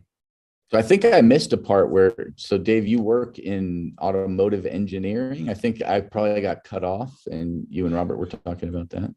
Yeah, I do test equipment in the automotive industry, and a lot of it at the minute is combustion test equipment. But it's been dropping off. You can feel it dropping off, and at the minute, at the company I do work with, we're doing loads of EV powertrain test stuff. So loads and loads of rigs and it just feels like the industry's suddenly woken up, and they're, I've been driving an EV for nearly 5 years now, and they've literally, it just feels like they've suddenly woken up and gone, oh, we really need to do something. And now it's coming, but yeah, who knows? And do you drive a Tesla or a different EV? I do indeed. Yeah, I have a Model 3 Performance. Nice. Which I absolutely love. It's crazy. Such a fun car to drive. Yeah, really good. We actually went with the owners club to do a skid pan day in it the other weekend, which was fantastic. It's like a polished concrete with water on it, and I was using track mode for the first time. And you can, I don't know whether you guys have tried track mode. Have you got a performance? I don't have performance I don't have a performance Model 3. I have but it's like there's a dial for stability, like a setting, a slider, and you can dial in how sideways you want to drive. And like setting the angle. You set this angle, it goes down to -10, and -10 is like full Nice. drift, and you can just go round and round in circles. Wow. And if you set it somewhere in between, it just goes out to that angle and then just sits there, and you can feel the car shifting the brakes and the traction underneath you. It's just incredible, amazing thing. Wow. Really, That's- really good. that's- I wonder how I long mean, it took from- to develop that feature for a very, very, very small subset Oh yeah, I of mean, owners. It's crazy. I've had the car two and a half years, and I haven't used it yet. I mean, we've been in lockdown and everything, so not been able to go and do track days and stuff. Right. But I'm and I'm a bit reluctant to do track days because it's my car. Because track days here, we tend to have. I mean, a lot of guys go and buy £1,000 car and they'll go and do track days. And yeah, so do you want to be on track with those guys in your brand new 3, or you 2 or 3 year old Model 3? No. So No. You do not. I do But not. it is I mean, good. I guess, what does it do to your tires to be doing stuff like that to your car as well, right? Like that's track days, it'll wear the tires hard. Yeah, it'll destroy them. So yeah. the skid pan doesn't do anything. It's so slippery. It's like driving on ice. So it doesn't actually wear your tire. It doesn't touch your tires at all. But the wheels are slipping all over the place, but there's almost no grip. So you're just learning how the car handles when and they're so good because all the weight is in all the right places. It's really, really good. Right, So is there a balanced. real world sort of usage for that technology being in that car? Like in terms of people who drive on ice, like is it helpful that It's so balanced. It's just such a balanced car. It's not, everything is where it needs to be. And I don't think a lot of people have ever driven cars that have got such good balance. They have some cars there. They had a couple of combustion cars there, and one was a Mini, like do you know the new Mini? I think like the Countryman type thing? Yeah, the Mini Clubman, and they had one of those, but the traction systems are disabled on it.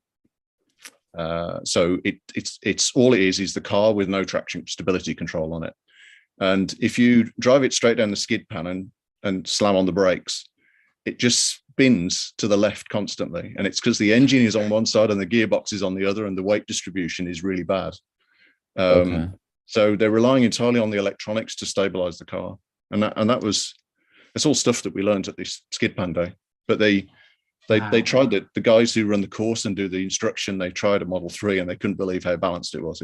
They just couldn't believe how exceptionally well balanced the whole car was. So I wonder if the Y is similar in that realm. Yeah, I would think it is. Yeah, it's because I mean, even though it's higher up, most of the weight's still on the floor. It's still all the weight is still down low, isn't it? Yeah. Right. And when I drove a Y when they were doing test drives, and it felt great. It felt really, really good.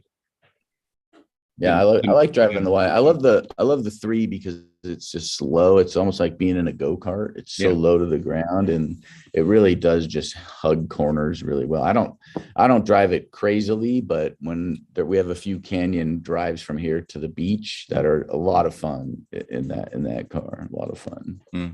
Not so much fun in autopilot because you're like, oh, what's going on? Well, our autopilot has some weird things to do with UNECE regulations. We have this strange so if you go to do a lane change on the motorway, you put the indicator on, and it has to be 1.5 seconds before the car can move into the lane. So it's quite hard to and it's supposed to be a safety feature, but it actually I think it makes it more dangerous, because you want to lane change and the car wants to do it, and the car's ready to do it because it's been watching what's going on already. But these regulations won't allow it to do that. And if it can't complete the lane change within 15 seconds, then it must abort the lane change and go back to where it started. So it's halfway between the lanes, and the 15 seconds runs out, and then it darts back into the lane that you were in before. Which is never good. No, it just looks like you're weaving around the motorway. I had a situation a couple of days ago on the highway where there was an open lane and then a car in the next lane over. And so I put on my indicator, I was in autopilot, and it started to go over, and it got probably 3/4 of the way into that lane. And it must have felt like that car was coming over at the same time, and it just jerked back into the lane. Yeah. It was very I'd never had that happen. Yeah, really abrupt. Yeah, very disconcerting. And I'm sure the people behind me thought the same, like something that I'd had a few too many Theaksons. Yeah. They make a coffee stout over there, by the way, at Theakson. What, a coffee stout? Coffee stout called the Barista Stout, which is brewed in Mosham with roasted coffee. Okay, yeah. Oh, Bailey's coffee is popular as well. That's okay. You get the Bailey's liqueur in your coffee. I don't know. Now I'm getting a little worried, Tom. It's 10:30 in the morning. You're just staying on this beer train. It's not time to get the Tesla tequila out yet. Really not. No, it's not very so good good. tequila. Well, we have to fill our own tequila bottles over here because we get decanters. We haven't got ours. It's just a bottle, a decanter, and then you have to choose your own tequila to put in the bottle. Go for Ocho. That's the tequila. Yeah, there's all sorts of. I've been trying a few just to. It's something new to me, to be honest. I've never had tequila before, but see, Tesla's done that to me. It's led me down this path. Mezcal. I prefer mezcal to tequila personally, but really good. Okay, it's all new to me. I'll have to try if I can get mezcal is like smoky tequila, so it'd be like a peaty and like a whiskey. Okay. Sort of tequila in it, and it makes for very good cocktails. Like sort of my go-to would be a little mezcal with some grapefruit soda, maybe a little agave syrup, and make a little paloma. Very good. Sounds good. If you had a hot summer day, that's highly recommended. Yeah, we're not getting those. What are you talking about? I don't know how many hot summer days you get in the middle of the UK, but probably. Oh, we are getting a few. I mean, global warming and everything. It's pushing the temperatures up. So, but yeah, I mean, we're actually swinging between, goodness me, like plus 15 and -1 at the minute, centigrade, obviously that is.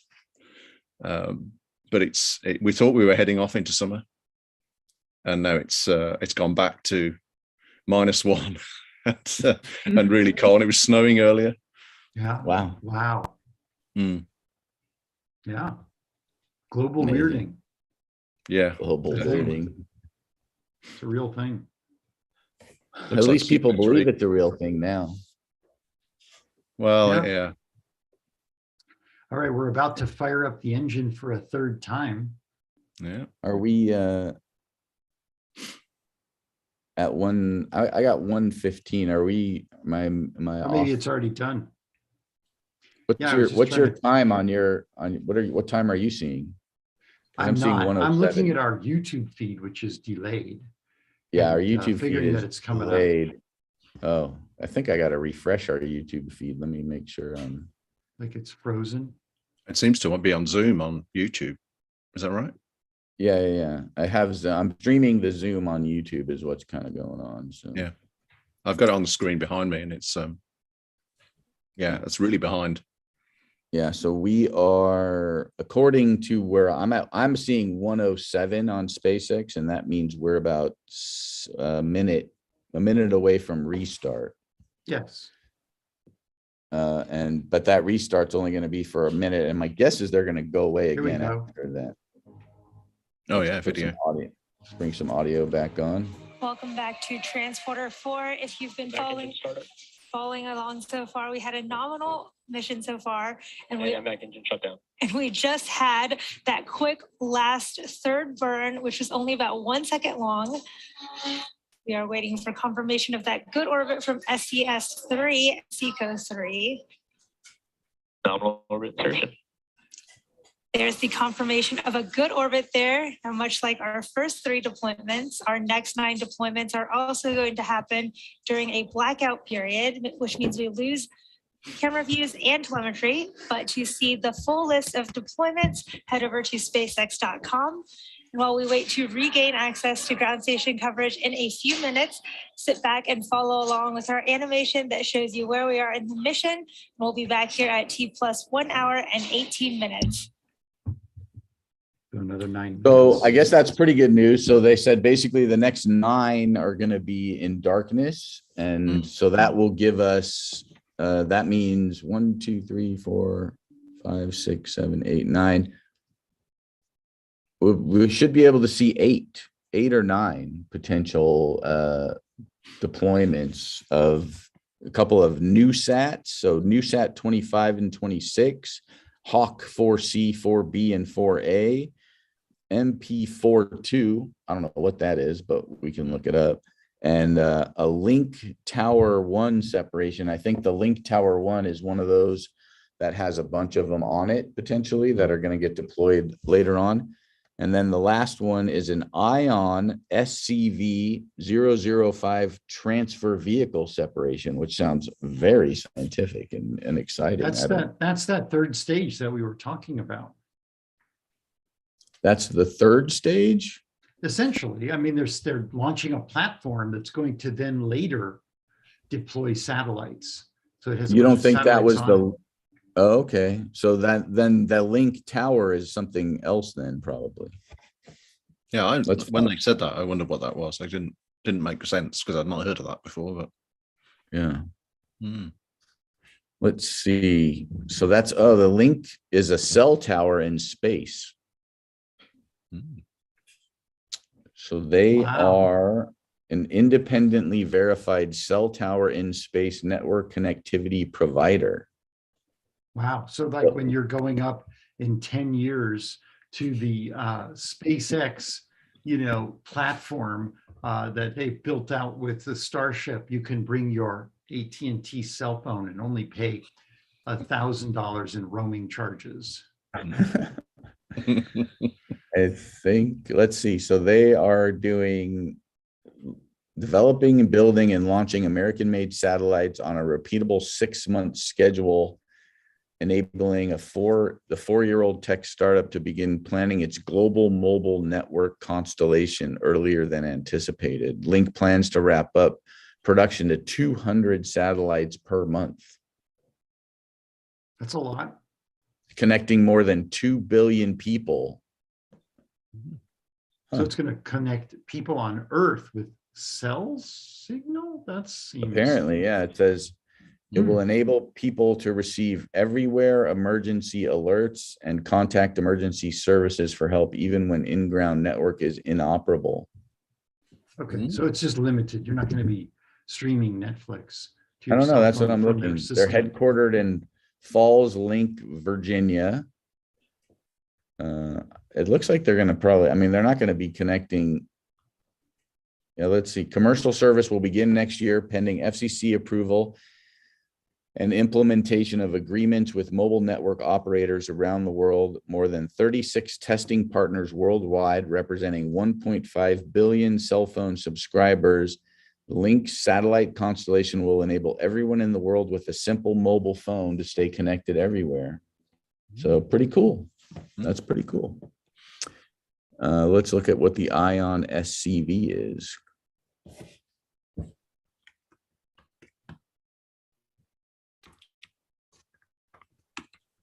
I'm looking at the SpaceX small sat sales page, which shows you the size and the configuration of payloads that you can send up in their standardized launch format. So they give you like the ability to go onto a 15-inch or 24-inch port, and each port gives you a certain kind of like a triangular kind of truncated pizza shaped mass that you can send up.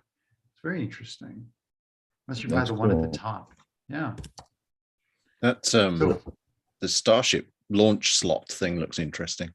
Yeah, that's going to be pretty cool. It's just going to fire them out the side of a slot in the side of Starship.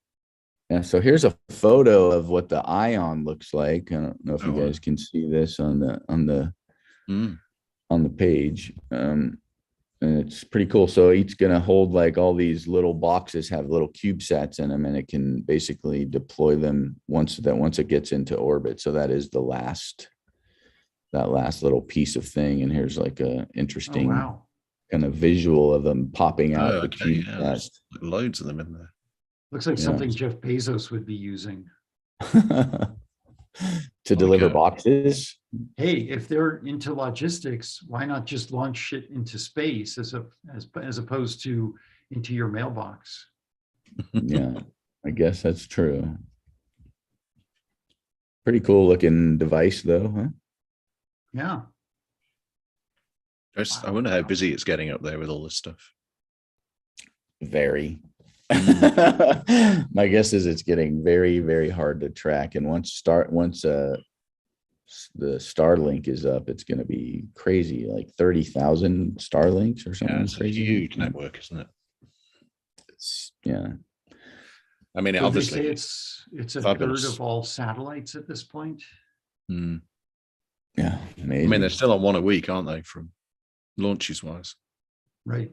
Yeah, one or once every 2 weeks or something like that. And then, I mean, and once they get Starship, they're going to launch hundreds of those things at a time. It's going to be insane. Huge. You think the astronomers are angry now? Wait till that starts happening. Mel uses Starlink in one of his family's homes in Australia, and it's pretty amazing. Good. So, do you have Starlink in the UK yet? Oh, there's Mel. Yeah, we do. Yeah. It's getting faster. The one in Australia, the ping times are getting shorter, and the download speeds are getting better. And I'm excited because they just released it in Kenya, so we're getting it for our family in Kenya now. Nice. Excellent. You'll be able to stay. Have you been on this whole time listening? Yeah, I've been listening to you idiots. I've been doing work because I actually have a job. So, can't be sitting around drinking beer like some people. First off, I'm not drinking. That's Dave. He doesn't actually work for you, just FYI. I just need in general a job. I always do my Zoom calls with beer on the go. It's just great. Makes it a bit lighter. Just mute your camera for a second and lean over. I'm gonna go back to work again. All right. We'll see. We're gonna get some satellite separation here in about 5 minutes. We're hoping. So yeah, that's hot. I love that. Wow, that's very harsh. A very harsh message from our fearless leader.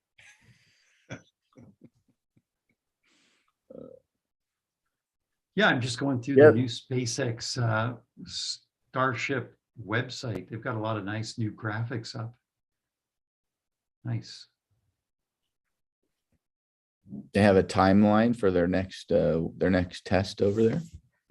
Yeah, whatever they say, plus 2 months or 2 years, depending on what. I mean, it is a big ship. Oh, is that Joel? They have a nice SpaceX bomber jacket for sale.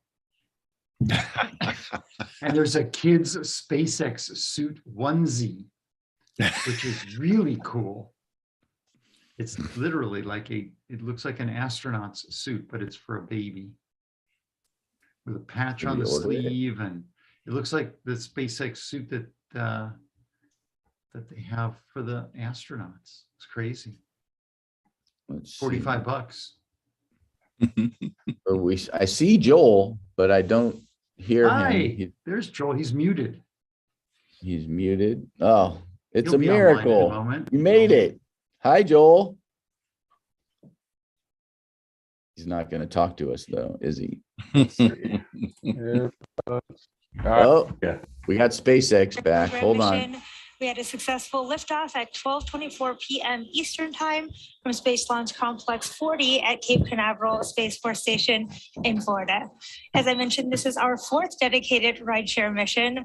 Our goal with these rideshare flights is to provide small satellite operators with the competitive pricing, increased flight opportunities, and flexibility.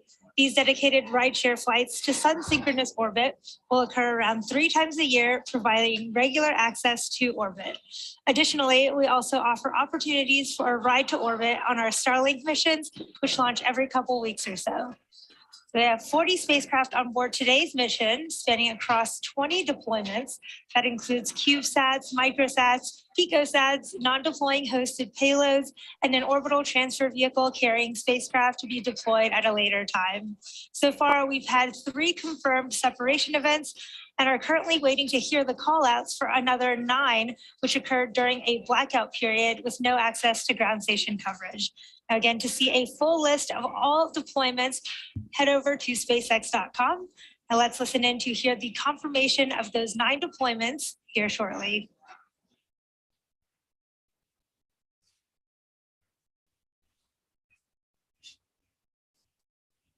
How are you, Joel? Good to see you. Good to see you. Can you hear me fine? You sound as sexy as ever. We All should right. get the There you go. confirmation. All right. How's it going, Dave? We just got that I'm good, thank you. confirmation of Acquisition signals forward. I was listening in. I could hear you guys most of the time. payload Oh, separations. okay. Yeah. Brief glimpse from that I keep forgetting Falcon we're second on stage. YouTube That live. confirms the second set of deployments. We didn't say anything so far, inappropriate. we've had 12 Actually, out of what's funny 20, is it's just showing Tom most of the time. and in just under a minute, we are Oh, about okay. to Now it start is. our Now it's last switching. batch, 8 deployments. So Oh, over we've the got live next few video. minutes or so, we are expecting to hear the call outs for the remaining 8 deployments. It's also worth mentioning that because many of the spacecraft are being deployed in groups, we may not be able to confirm every deployment in real time, but you should hear most of the deployments called out by the operators on console. But for any we don't hear, 25 separation confirmed. So you can see the There's that Ion first SCV in that shot but if right there's there. any you don't hear in real time, we'll try to provide updates by the close of the webcast. Let's listen in.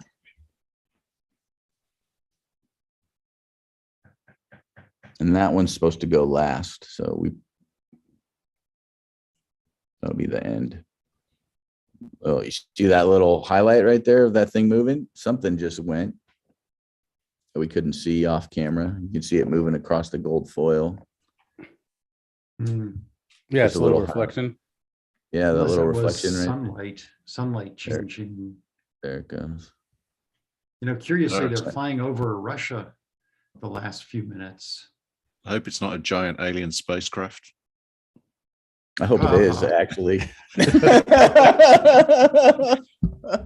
I'm not gonna lie, man. That would be really good for viewership.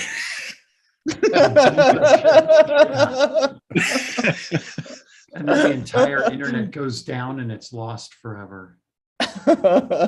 Archived on some silicon somewhere in Nebraska. Nebraskan silicon. How great would that be? So the next one's supposed to be a NewSat 26. They feel like they're moving a little bit early because I think they did that 1 second burn, felt like it was a couple minutes earlier than it was going to be, or than it was listed to be. Do we have any show notes for this one? Yeah. No. Or maybe you were using Everyday Astronaut. I don't know. I'm using Spaceflight Now. I put a link to it in the Patreon. It's cool though. You don't have to look at the Patreon or Ooh, anything. there Oh, went something. Yeah. there went the big one. NewSat 26 separation confirmed. NewSat. So that was NewSat 26. It was not the Ion that I thought we were seeing. It looked like that one though from earlier, but because that one's now gone. You may see something. Oh, I guess that's a reflection too. There's another shot. Come on now. Why don't their 27,000 mile an hour, 522 kilometer cameras work properly? What's going on with these guys? There goes one. Oh, Yeah. Oh, that's cool. Look at that. You can even see the little ejector yeah. system. That's pretty cool. Boom. Bye-bye. There goes R2D2. Hawk 4V separation confirmed. So So guys, is this like 40 or so satellites, small Yeah. sats? Yeah. 40. And then These is are it the end. This is the are end. the- okay? And then polar orbit or Yeah. okay, Polar. sweet. But polar from Florida, which I thought might be the first time they've done that. They actually went out over the Atlantic, and then it literally made a over 90-degree turn towards south. There goes someone There else. goes another one. Yeah, to stay away from Cuba Log for a separation and confirmed. Dominican Republic. Well, they went right Next over one is- Cuba. MP42 will be the next one released. Stage 1 landed between Florida and Cuba. Oh, there's some shadow going on there. Oh, that's just because of its changing position Acquisition with the as sun. signal Thule. Thule? I don't know, man. This stuff is cool. I'm sorry. Like, this is just cool. Well, it's cool too when you don't see like a lot of other companies have just animations and Yeah. them showing Live real video. pictures. Yeah, Mm. I love it. And they got in trouble for a little while, and I don't know if they fixed the situation, but they're apparently not supposed to show pictures of Earth. They need like a special license in order to do that. Mm. I think that happened like 2-3 years ago, and then they stopped showing any pictures of Earth at all. And I guess we don't see much of Earth right now, but I don't know. They just need some sort of license from some government agency. Yeah, that's so interesting. What's that little Yeah. dot you see out in the distance on the right hand Boom, side? another one. Yeah.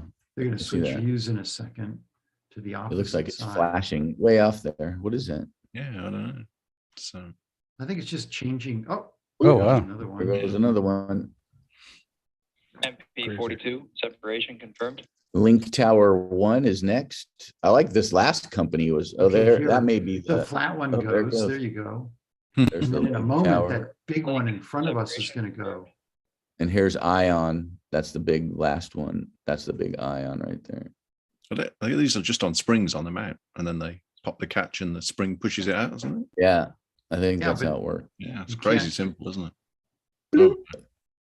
Bye-bye. SCV 005. And the way that they did it for the Starlink ones, where they're just kind of, they don't even Yeah. spring them out. They just sort of spin the whole thing and they just Yeah. They just kind of separate fly out. apart. Yeah. So they And can with stack that, as many that as possible. concludes our deployment sequence. We were able to confirm all 20 deployments today. Falcon 9 really wasn't fooling around. And with that, we would like to thank all of our rideshare customers for their support on today's mission. For a full list of the deployments today, head over to spacex.com. We would also like to thank the United States Air Force for range support, as well as the Federal Aviation Administration for licensing. Continue to follow us on spacex.com for future missions and milestones, as well as Twitter and Instagram. And if you're excited about what you've seen today and want to join our team, visit spacex.com/careers to learn more about working here at SpaceX. Thank you to all of our viewers for your continued support, and have a great rest of your day. Thank you, SpaceX. That There was were still cool. a couple Yeah, of very things cool. stuck on there, and it looked like they were Yeah. going to have another burn or another something in the future. Mm. But Those what are I thought just- was interesting is, like, you think about the value of putting these metals and these pipes and all of this material up into space. I wonder if they wouldn't, I don't know what the utility is, to take all of these second stages and just have a little bit more fuel on it and park them in some sort of a holding orbit, so that when we all get up there, we have a bunch of resources to use to build more stuff in space, to construct and or, make things happen. Yeah, there's something called a I think it's called like a wet lab or something like that. I think the term is, and that's actually trying to utilize stages like that, like you're talking about, Robert. That, I mean, I think this one's gonna go into the it's gonna burn up, but that the idea is to, if you've already spent all that energy, even just getting that large structure up, if you could do something with it afterwards, Right. because if it's, you're not too much further higher and you could get to the space station, if you could, start strapping on some of these things to the space station, you have like this huge thing that's already built for you, sort of thing. Right. Big But trash dump in space. That Well, sounds lovely. yeah, I mean, I guess at a minimum, right? But I mean, it'll be even nice if- if they could do something with it, though. Even if Yeah. you form it together is some sort of a shield from solar radiation, it Yeah. just sits out there as a buffer. It doesn't Or have make to it out look of cool. make it out of chocolate so the astronauts have something to eat while they're up there. Maybe it would be good. Melting I- chocolate. Robert, I was listening a little to Red Mars. Yes. I think you listened to it a long time ago. Yeah. It has a Isaac Asimov sort of feel, at least right now. I'm not too far in, but it's trying to find something as interesting as some of those culture series books. But it's been It's a in good this sort of similar series. genre. Yeah. Yeah. Well, Mel turned me onto it, Okay. and then I read all three. So it's red, green, Red Mar- blue. Yeah. Red, blue, green. I think it's Yeah, red, they're green, good. They're blue. really good. And I just started one called Providence, which won some sort of a science fiction award. And it's a very interesting book about basically war in space. There's some like species out there that we have no understanding of. They call them salamanders. But when we're facing them, they have this nasty habit of kind of burping out like corks. So they can just like pass right through everything. It's like a little mini black hole. And they can just, completely destroy a whatever, you name it. And it's very interesting. Yeah, I'm not sure They where the sound- book is going to go. They sound formidable. Maybe we could use these stage 2s to block the quark burping. Nothing blocks it. It goes like, it goes through everything and anything. It just disrupts the space around it. So Never say never. Okay. We can figure it out. We need some quark shields. Clearly, we need to start working on quark shields. yeah, well, you have some cork boards around you, right? Because it's sound deadening. Cork Oh, boards. cork. That's what you Quark. said. Quark. I'll just hide behind this little shield. So, Tom, that's supposed to be a map?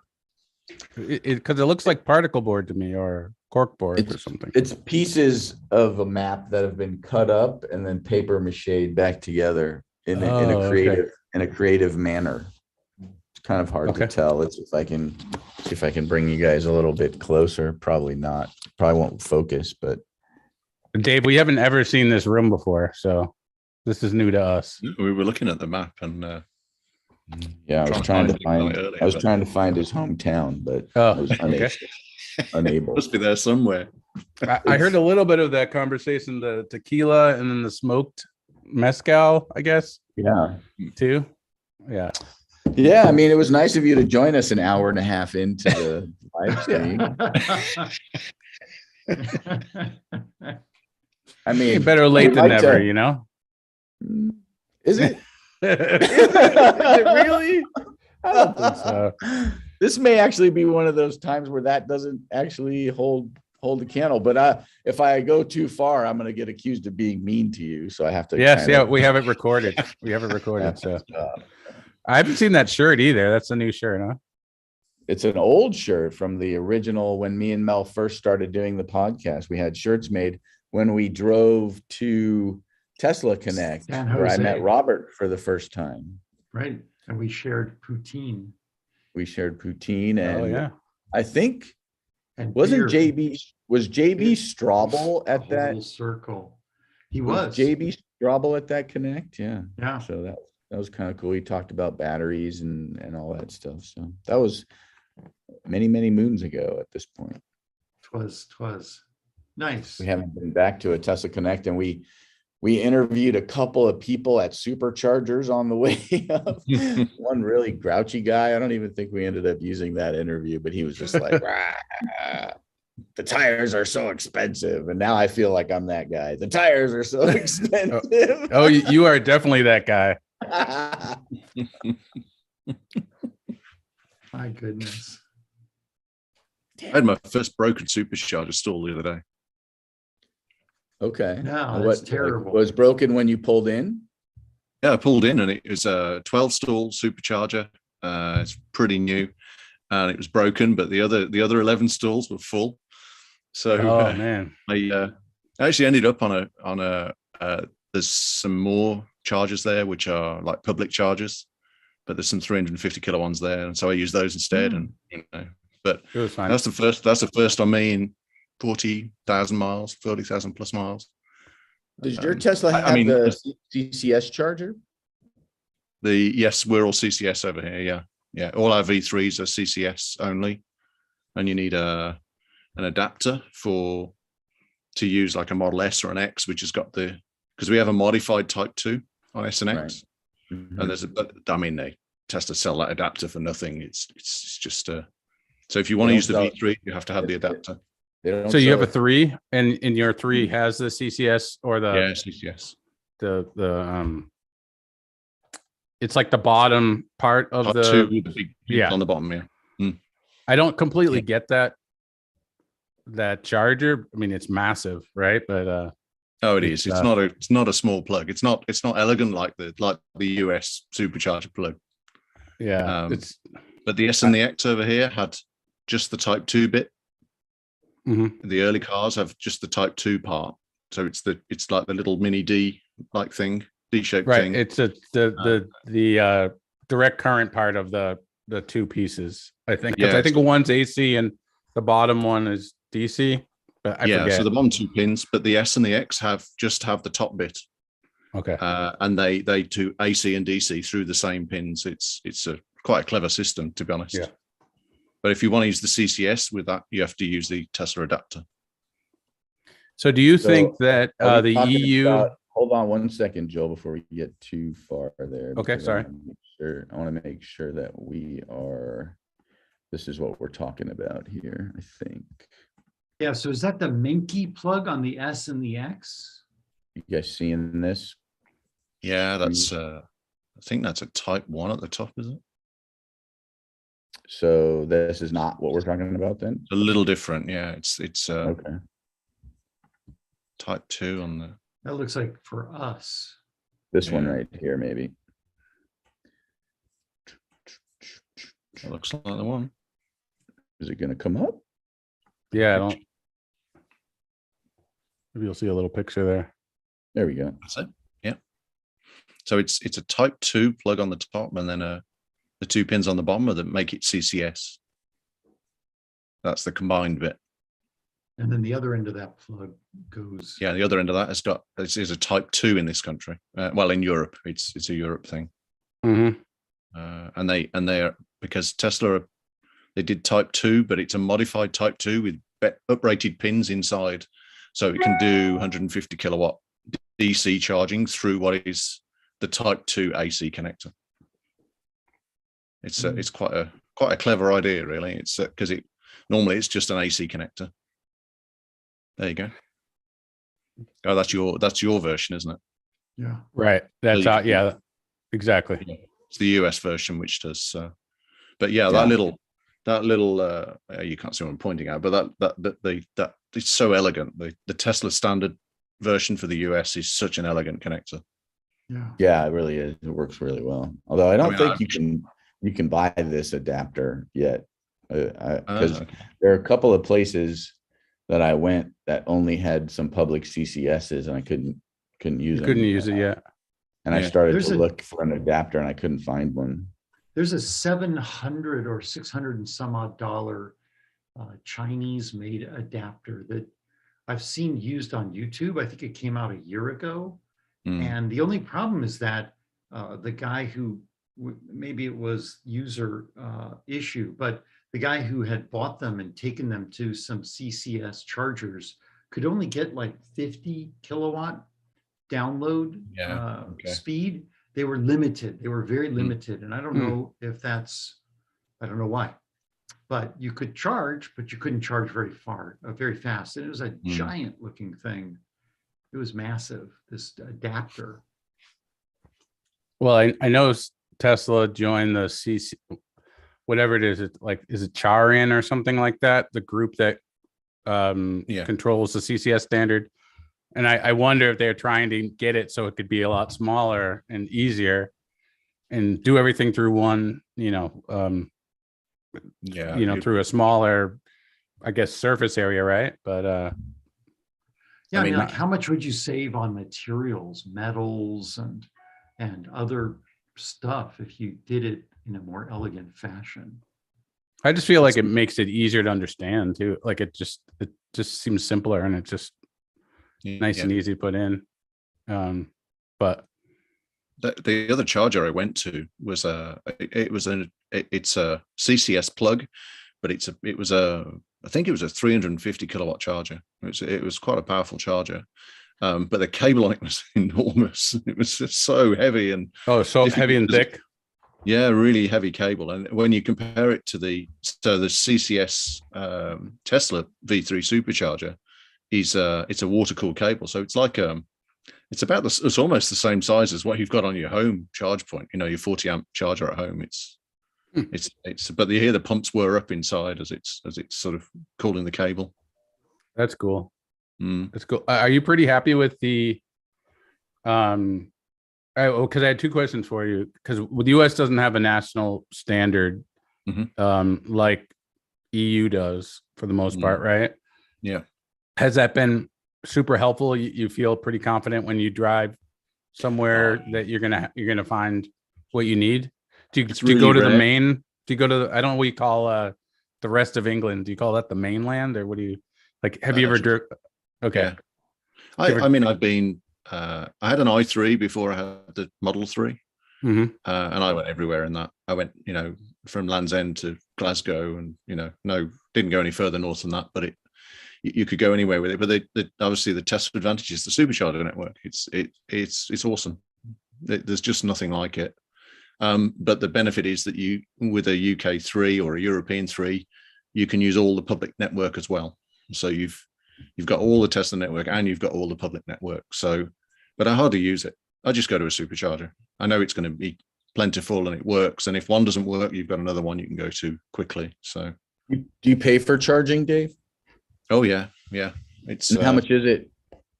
It's variable. It's time of day. So if it's if you charge, I've actually changed my charging strategy when I go out and do work trips. I'll tend to charge on the way out in the morning, so the battery's warm because I'm driving, and then I'll charge before I get to where I'm going to give me enough to get back home. Whereas I used to do it the other way around, I would charge on the way back, whereas the battery was cold, takes longer.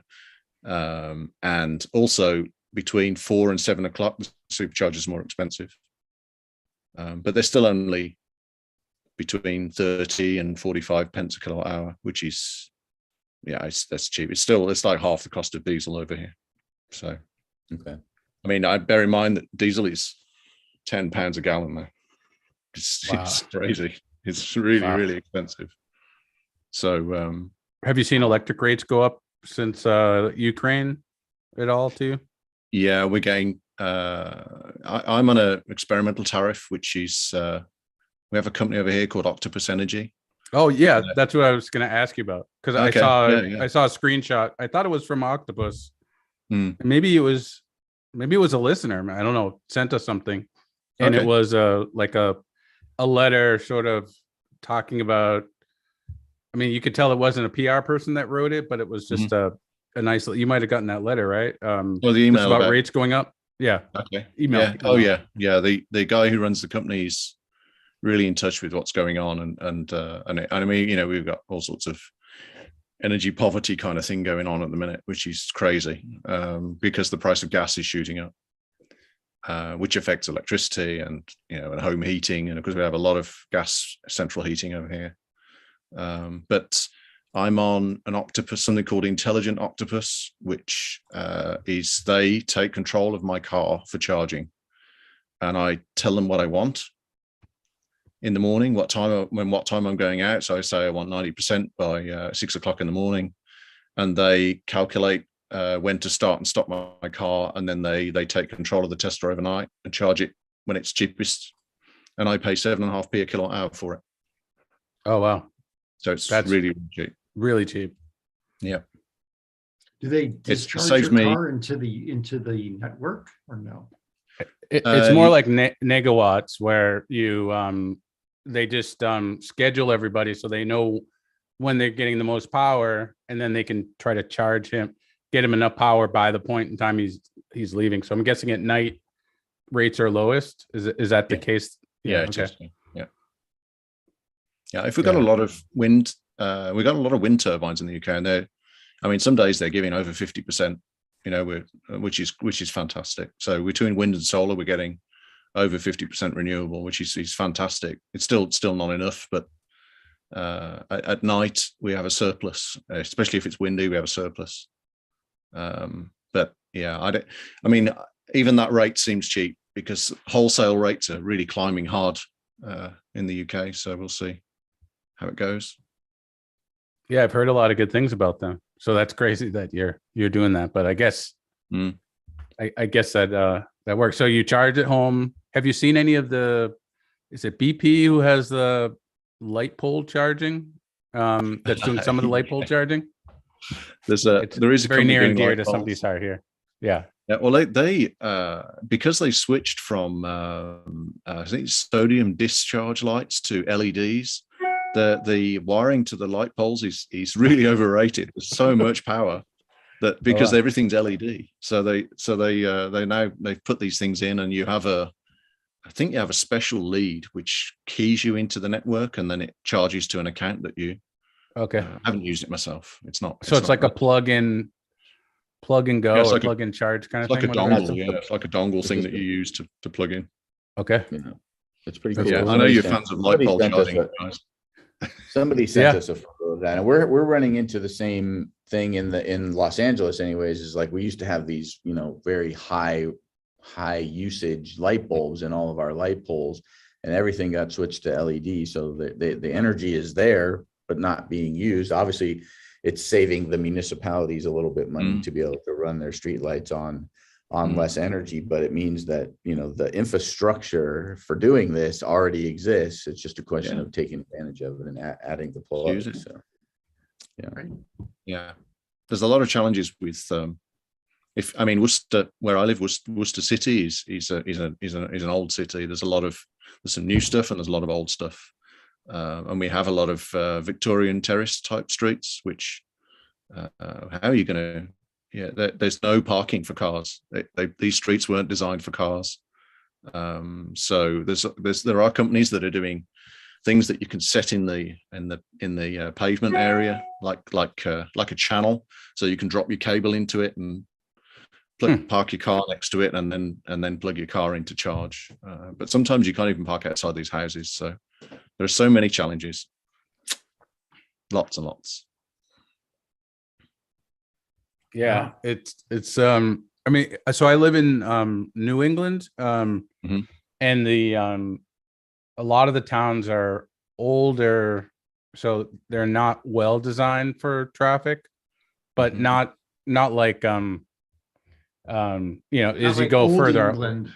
Yeah, not like old England for sure, but in New England there's a lot of that going on too, where some of the streets were actually either like cow paths or just places where people like rode horses or something, but they're fairly narrow. And so you wouldn't, if there's apartments there, you wouldn't be able, they'd have run into the same issue. So I guess the same in tower building, in big buildings, tall buildings. If the landlord of the building doesn't want to put charge points in, you're stuck with charging out in public. Right. Which I know people that do it. They're doing it, and they're determined to do it. They're EV enthusiasts, so they go out there and they run their EV and they want to do it. But it's how do you convert the rest to do this stuff? Because the opportunity charging is just so difficult. Yeah. But it's also one of the best things about having an EV though, is being able to charge at home, is knowing, okay, we're going to grandma's house, and so I'll increase my charge. I'll just do it on my phone, and I'll make sure I'm fully charged and ready to go. It's just great. Like you just don't have to. You hardly. It's it's obviously everybody knows here, but the people that don't realize how easy it can be, I guess. It is super easy. It's not. We don't. My wife has an EV too. She's still got she has a BMW i3 because Tesla don't make a small EV. If they made a small EV, she'd be in a Tesla. Because the Model 3 is big there, right? It's medium, it's a large big saloon car, really. Yeah. It's kind of 3 Series size, isn't it? It's quite a big car, and S feels huge over here. Yeah, because it's such a wide track, it feels enormous. I wouldn't turn out in a Plaid though. I'd go for Plaid if we could get them. But yeah, she charges at home all the time. And she has CCS, DC rapid charging. Well, I say it's 50 kilowatts, but that's what it does. But she's never used it. Doesn't need it. Her mileage in the day you don't need that thing. So I think there's a lot of fear about not having about charging and having to do all this charging. But most people are not using that. They don't do that many miles in the day. It's a crazy percentage that don't need it. They just don't need it. So I'm watching Tom go through the map here, and we're doing a little tour of Worcester. Yeah. And I'm thinking, isn't this the home of Peaky Blinders? So I would so we have a town in Massachusetts called Worcester. Yeah. That's how we pronounce it here, is Worcester. Yeah. But how do you pronounce it there? Worcester. It's Worcester. Okay. Yeah. Because what happens is Am I in the wrong place then? No, you're in the right, because That's Worcestershire, right? Or Worcestershire is the county, like the state, I guess. Yeah. But what's interesting is we have like new companies that come into the area, and they'll have like a California announcer or something, and they'll be like, Worcester coming. Yeah, we're coming new in Worcester, or whatever it is. Yeah. Well, I'm ready to go falconing. I wanted to check out that falconing there that we were looking at a moment ago. That's great. We actually had a sparrowhawk in our back garden the other day, and I got the camera out with a long lens on it, and the size of his talons are like, you wouldn't want to be on the wrong end of those things. They were huge, like great, like been bright yellow in color, just crazy. They use them in California. They use falconry for like agricultural control. Yeah. So, we use it for. I think they use it around Worcester for controlling the levels of starlings in Worcestershire in the town. Same in California. The starlings will basically decimate like an orchard or a vineyard. Oh, really? Wow. And so they hire these falconry clubs to come and bring their falcons, and they basically sort of scare the starlings away from the orchards and stuff. So pretty interesting.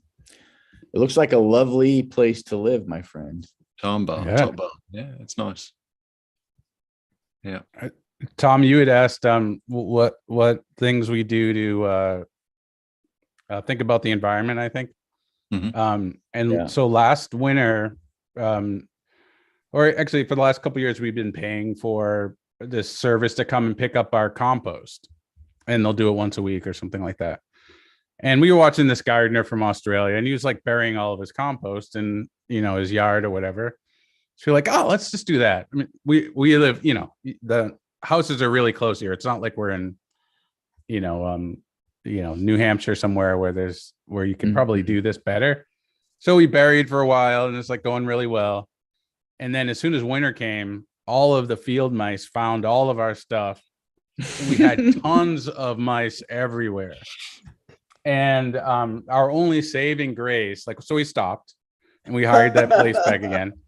But what was our saving grace was that we had a couple hawks, or they were raptors, and we weren't sure if it was a falcon or a hawk, but a couple of them, and they would just sit on our, right in front of my window and sit and look they would sit there and look for mice, and then, get a few.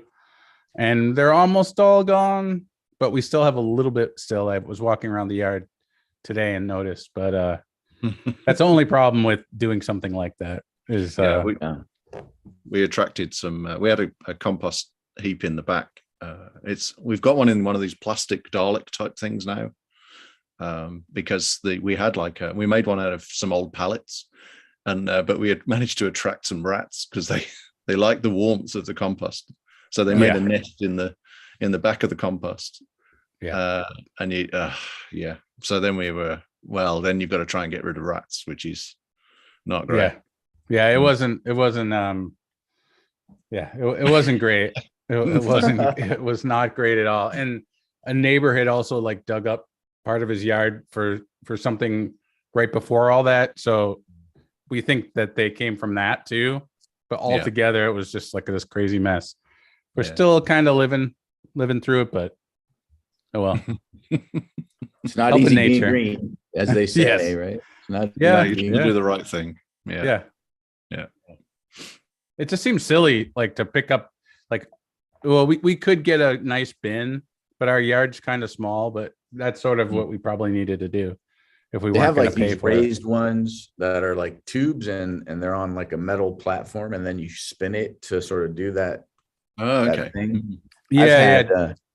I've had the ground ones before. The weird thing about the ground ones, when you start to get a lot of compost, is we got these giant grubs that would be in the actual soil. Right. They were massive, like 2 inches long, translucent white. And like they had these pinchers because they turned into some kind of beetle, I guess, at some point. And they had these pincers, so like they would pinch you if you got if you're mixing into the soil and stuff. And it was not unpleasant. It was not pleasant at times. Yeah. You don't expect your compost to attack you. Yeah, unexpected compost. Yeah. You throw. I used to throw them out onto the sidewalk in the backyard. We had a pad, and I'd throw them out there, and the birds would just be like, "Oh, perfect! These are great. We love these things." So, that was pretty nasty stuff. So, all right. Well, I think we should probably end this and let everybody go live their lives. Dave, thank you so much for joining us. It's been great getting to know you, and we'll see you at the Axiom launch. Hopefully, that will be coming up soon. Oh, is it at 1:30 a.m.? No, it's the same time. It's at 9. So that Axiom launch, according to the information that I have right now, is supposed to happen. Wait for it. April 6th, Wednesday, April 6th at 9:05 PDT or 16:05 UTC. That's perfect. And you're UTC, right? Or you're GMT, right? Yeah, I think you are. Well, Ireland is anyway. That's close enough. Yeah, it's the right kind of. 4 p.m. It's not bad. Brilliant. Melvis, how's it going, man? Did you have golf, or did you just have lunch? No, it's still working. A little early. He's just working. He's a busy man. Trying to keep the economy of the entire world going by myself because you're not helping. Yeah. I'm literally, I am actually working. If my boss joined the stream, he'd be like, Joel.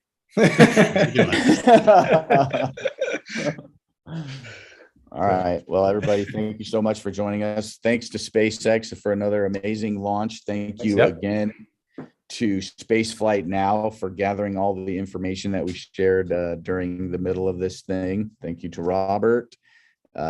Thanks to Mark, who was on with us on YouTube. And we'll see you all April 6th, hopefully, for another one of these things with actually live human bags of meat at the top of one of these rockets. So that'll be fingers crossed, even more exciting. Yeah. So will that actually, Tom, that's one of our recording days. Is that actually going to be our show? Yeah, we're going to have to figure that out. But that'll be, we may have to push that recording date to Thursday. We'll see. All right. It's golf day, Tom. Thanks, everybody. All right. Enjoy Cheers. Cheers, guys. Take care. Enjoy. Bye, y'all. See ya.